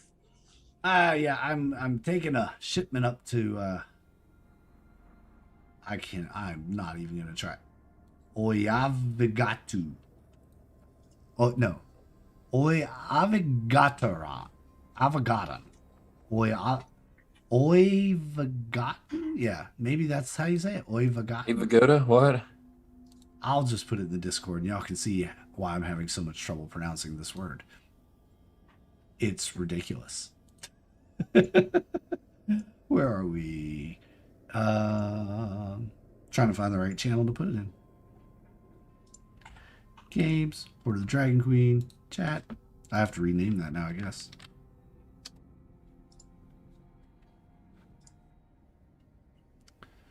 It's the last shipment of supplies that we've gotten before winter finally sets in and the ice is too thick. I'll be there for a day or so after I deliver, then back to the ship. What are you shipping up there? Got maybe some honey, some jam? A little bit of everything, Garrow. Yeah. Oh. Garrow looks a little bit excited. Hopefully not a whole bunch of mysterious and unlabeled treasure. Oh, boy. All right, y'all ready for some more travel? Yay! Mysterious unlabeled treasure is better than frog treasure, right? Yeah, I suppose Frog so. loot. Yeah. Traveling on a boat is better than a big old caravan, stinky Yes. with horse poop. All right. He shows you to the bunks down below. They're not pretty. You don't have your private rooms. You're basically bunking with the crew. This is a transport vessel. So, I call a top bunk. Garrow flies up to one of the top bunks. Dinar will just take whatever bunk is open.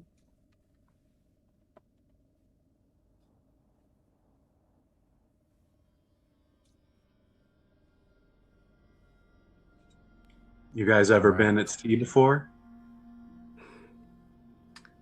A few times.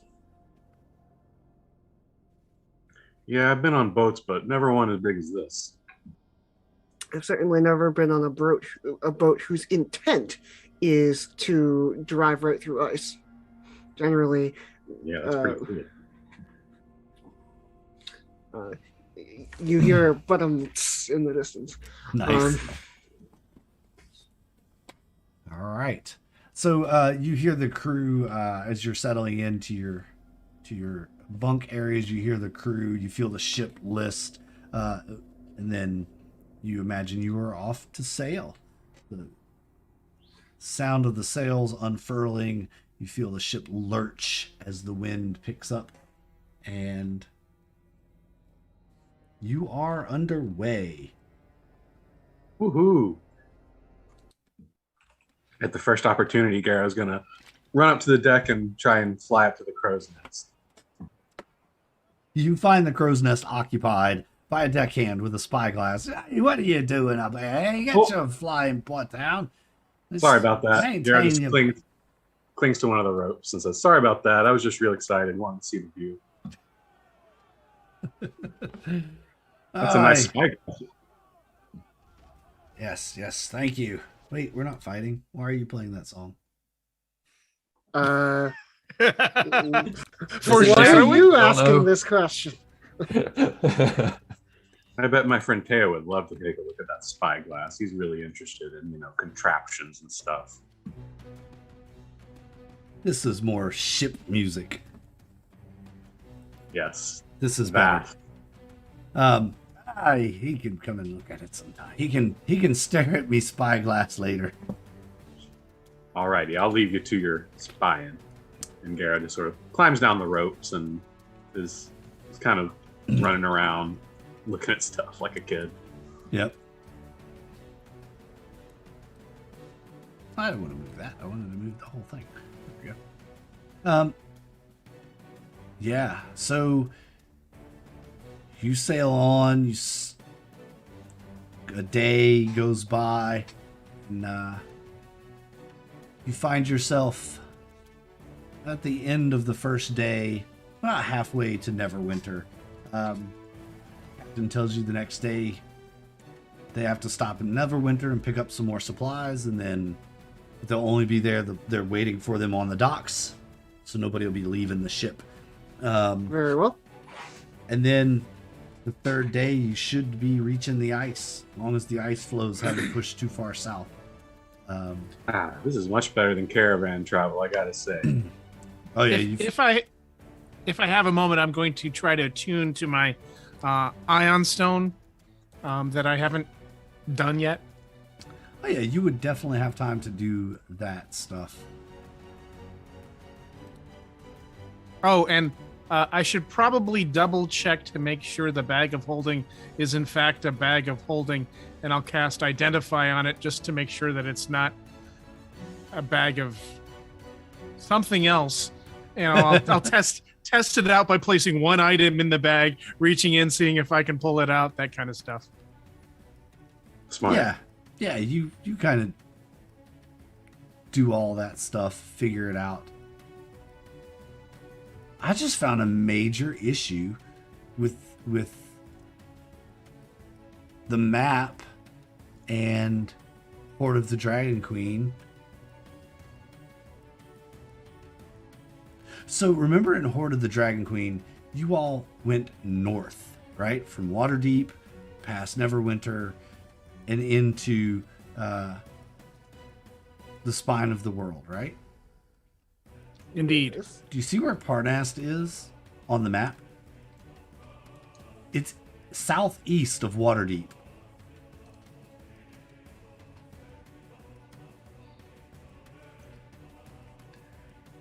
It's in the Oh, Great I Peak guess Mountains. I guess we were in the Great Peak Mountains, or no, we were traveling You were north. traveling north, remember? On the high road. Yeah, we teleported from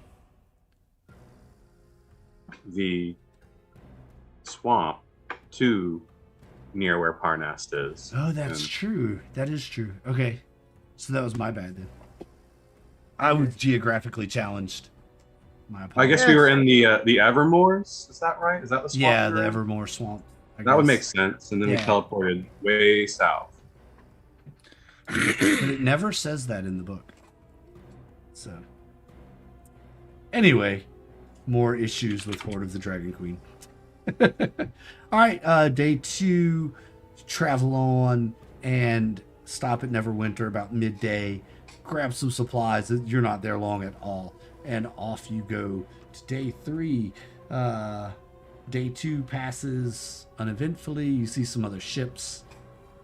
You're able to spend this time researching, studying, attuning, whatever you want to be doing on the ship. Shara's just doing his martial arts forms and push-ups and flying around and that kind of stuff. Garrow things, you know. Yes. All right. Night falls. The ship continues to move underneath bright moonlight. In day 3, you awaken and sail on. You can feel the coolness, the dryness of the cold starting to creep in on day 3. The winds picking up from the north, blowing around, and it's starting to see some snow, some freezing spray building up on the ship. The men of the crew are out with giant mallets, breaking the ice off as it builds up so that it doesn't overweigh the ship. And at the end of day 3, the captain, he calls out, "Weigh anchor and drop the sail. We're going to hold here for the night." And the men do as ordered. They roll up all of the sails. They drop anchor, and the boat slowly comes to a stop. And for the first time since you departed, you kind of stopped moving.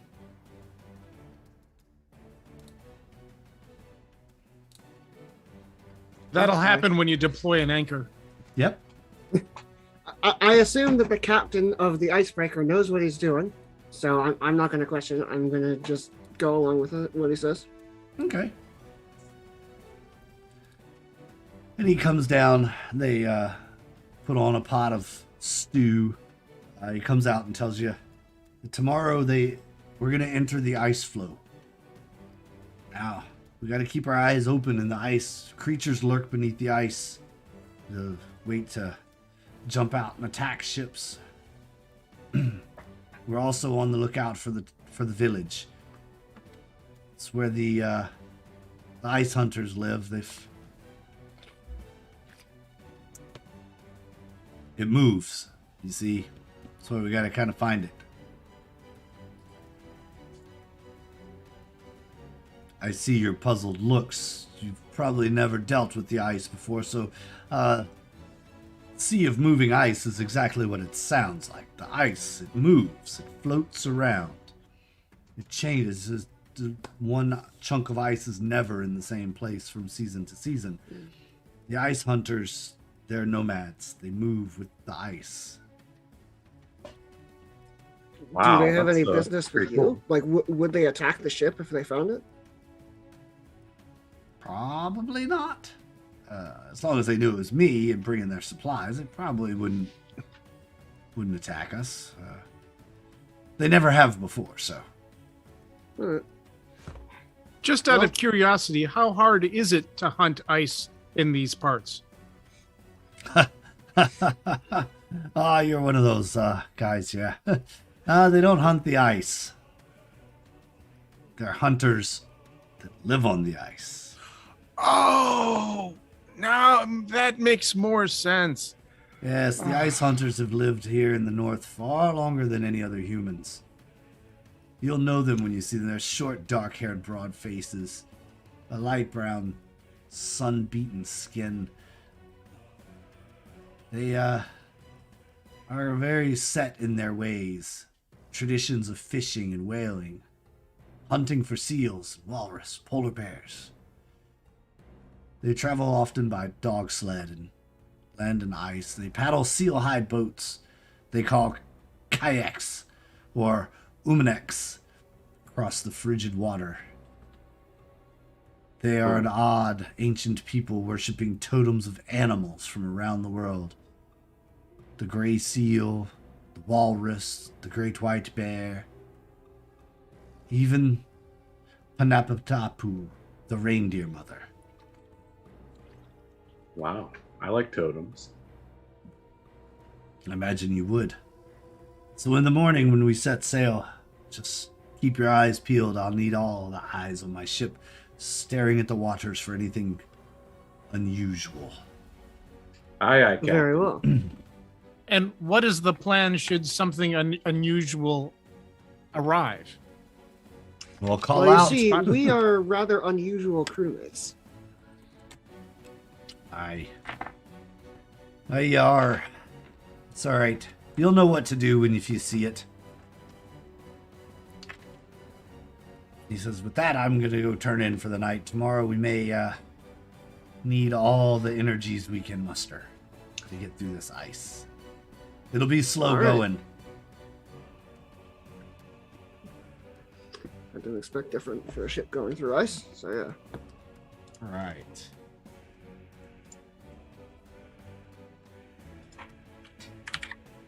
All right. That night passes another cold one. You all have experienced cold. This is not much different. Where are you? Frosty music. Frosty music, where are you? I've lost my frosty music.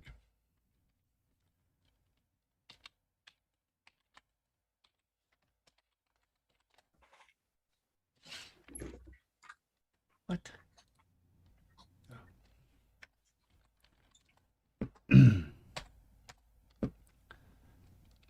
There we go. I've heard of strange creatures that live in pineapples under the sea.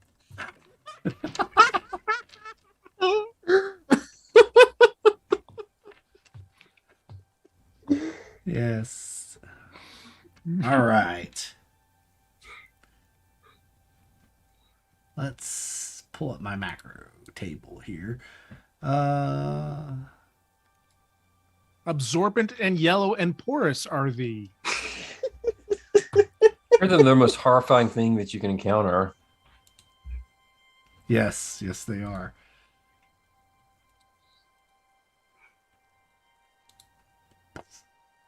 And over to the map, just so the world can see where everyone is. Is this the area we're going into? Yes, you're going in right there, that kind of opening into the ice. Slide that Could he over. actually go? And as the ship moves in, the captain has only let down one sail. He's moving slowly and methodically, weaving his way between these icebergs. There's just enough room so far to get through them. He calls out, "Keep your eyes peeled, men. Anything that moves, we need to know it immediately."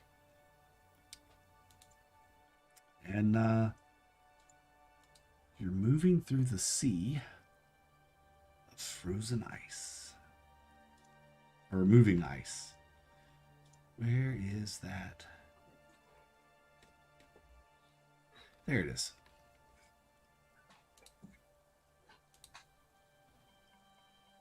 Why didn't you roll? That's strange. All right, I'll just roll by hand then. My macros aren't working. Well, it showed up for me. Did it? It did Yeah. not show up for me. Oh, there it is. Well, yeah.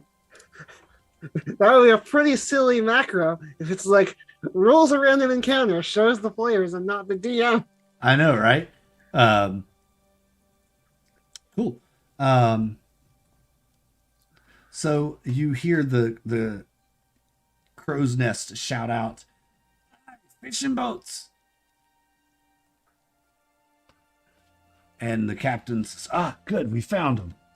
Oh, they don't go too far from the village. Good thing we found them."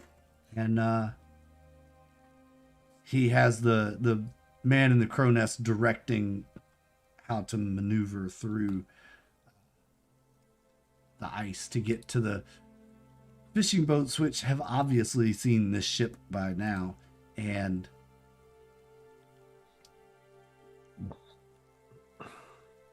as you approach, the captain runs up to the bow and he calls out in a strange language that none of you understand. You've never heard it before. Sounds like broken dwarvish, maybe, but you just can't make it out.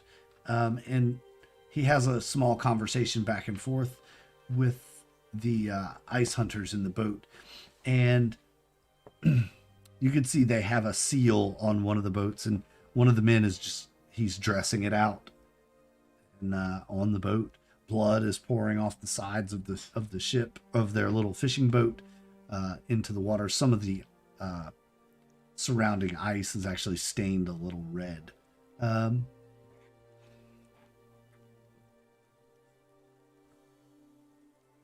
don't think I've ever had seal before. I would imagine it tastes like chicken. It's pretty fatty. Well, Dinar, knowing that the captain seems to know these people and that he's pulling up, is going to sort of relax a little bit, still looking around, but he's not that concerned with these people. Yeah, and they kind of give him some what looks like directions, and they point further to the north, deeper into the ice. He tells them something. You equate it probably to the equivalent of "thank you," and he climbs back kind of onto the deck as he was hanging over the rail. "All right, men, let us go this way." And he is going to guide through the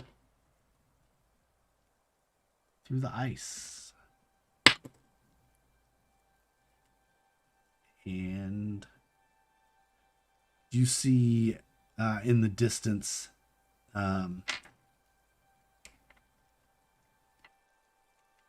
not too far off of one side of the ship, a large white bear stalking this seal that is on an ice floe.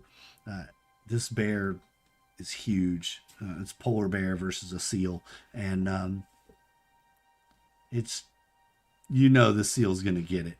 It's the bear has every bit of advantage. It's coming up from behind. You watch it just run forth, tackle the seal, and yeah, it's over within a matter of seconds. And many of the men cheer and clap as they are excited for the bear has stalked and gotten its prey. Garrett will cheer along. He's like, yeah.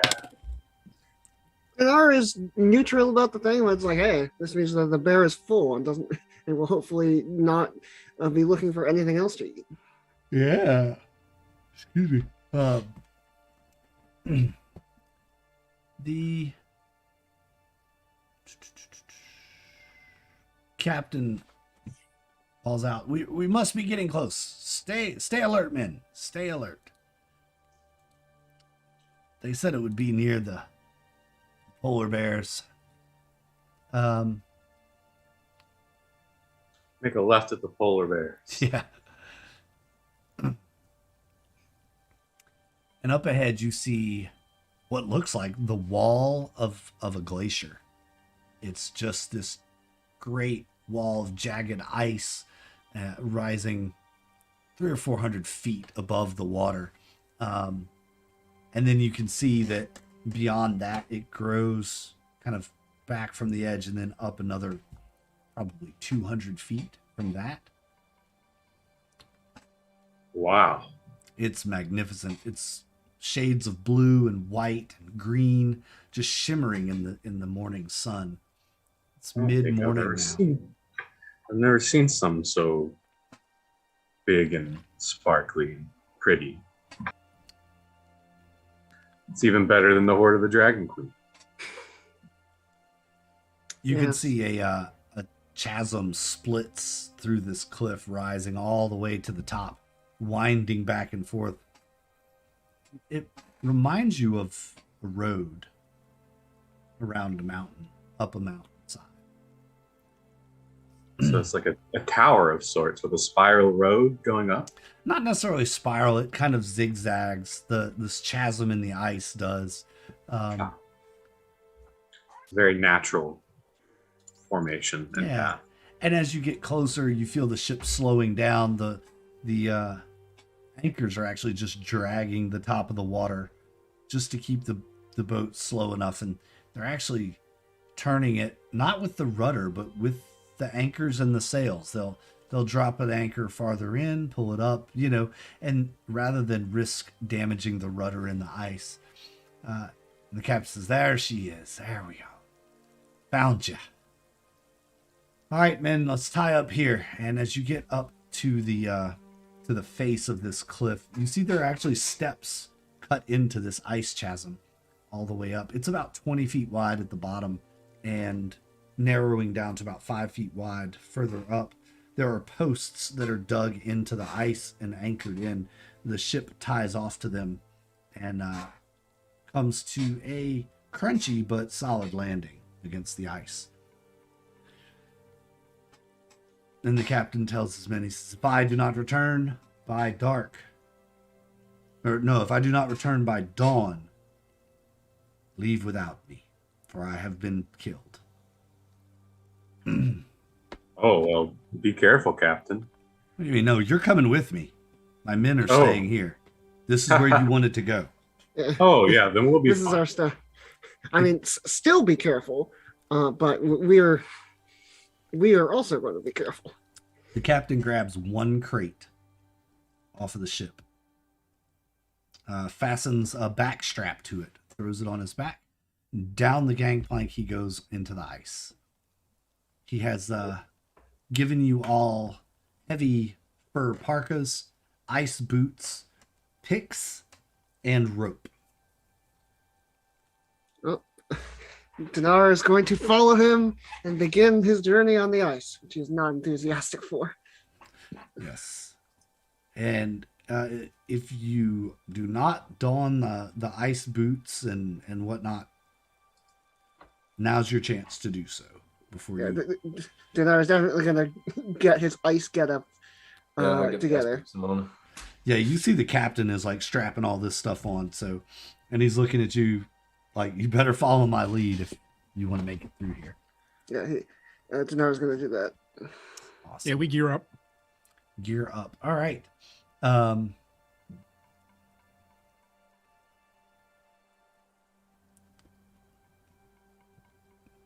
right.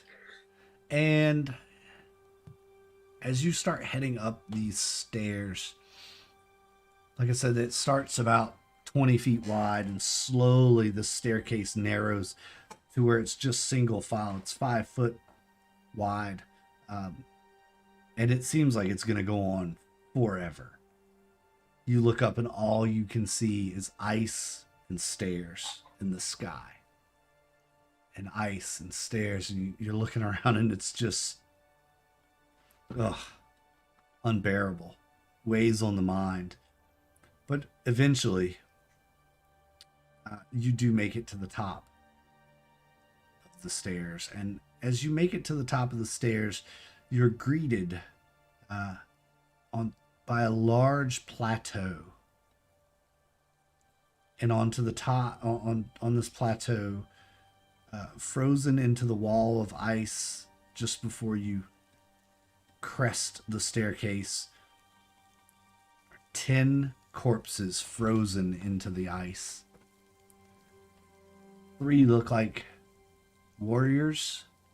There's a dwarf, and then 6 of these dark-skinned folks that look similar to the ice hunters that were on the boat you saw earlier, dressed in the same manner.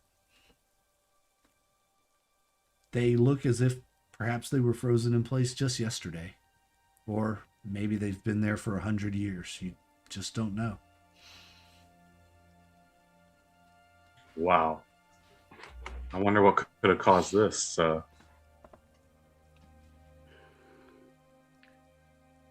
You see there are some pretty gruesome wounds. You make nature checks to see if you could tell what kind of death they came by.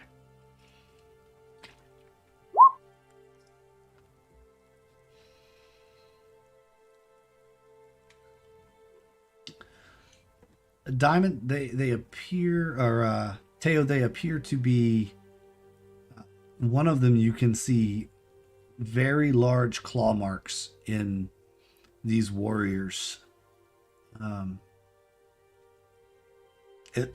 As you're looking at them, it looks like one claw got all 3 of them at the same time. Whatever this was massive. Not a polar bear attack. I wonder if they were killed by a dragon. Ooh, a frost-breathing dragon, you think? Yes. I mean, isn't that what we're here to hunt? Well, I'm isn't that what we investigating. expected to be here? While I'm investigating, I will take a moment to search the bodies. Oh, they're encased in ice. You can't get to them. You can't get to them? Yeah, Okay. they're completely frozen in the ice. Do any of the bodies look like the woman of the Arcane Brotherhood we were looking for? Nope. No. None of them look like her. They're all, just warriors, a dwarf, and 3 of the ice hunter people. You think if we thawed them out, they would be okay? Garo asks. No. Huh, okay. They look pretty well preserved in there. Yes, unfortunately, blood immediately is destroyed if it freezes. Rough. So you're standing there, the captain says, yeah, let that be a warning to you. They don't play well with outsiders. Don't make them your enemy, or you will be their enemy. When we get in here, let me do the talking, okay? Very well. And he trudges up to the top step and onto the plateau. As you all get up there, you're hit by the most frigid wind blowing, howling across. You feel it. Just any exposed skin is immediately reddened, becomes sensitive to the touch. And before Teo's skin turns pale instead of. Oh, red. yes. And before too long, you could see in the near distance some what looks like some kind of maybe structures, maybe. But then it's just more ice. It's your mind playing tricks on you. You get up there and it's just ridges of ice. And you crest the ice ridge, and there, 200 feet ahead is the nearest structure you could see, a small tent-like building. And then just beyond that, there are 15 or 20 more buildings that you see kind of huddled around in the center of this area. As you look around, there's nothing but ice. How can anyone survive out here? This is one of the most inhospitable climates you've ever been in, and you've been here only a couple hours. You would not want to live here. Yeah, no, I much prefer a nice warm sewer. Yeah, there's definitely nothing here for a bugbear. Something tells me that these people, since they eat fish and hunt seals, don't have a strong tradition of delicious pastries. Probably not. I think this is probably a really good stopping point as you crest this ice ridge and see the village down below you. You can hear the sound of seals barking in the distance. That image of those frozen bodies still haunting in your mind as to how did that happen. And will that happen to us? We're hoping that it does not happen to us. But I mean, we came here to slay a dragon, right? That was our stated goal.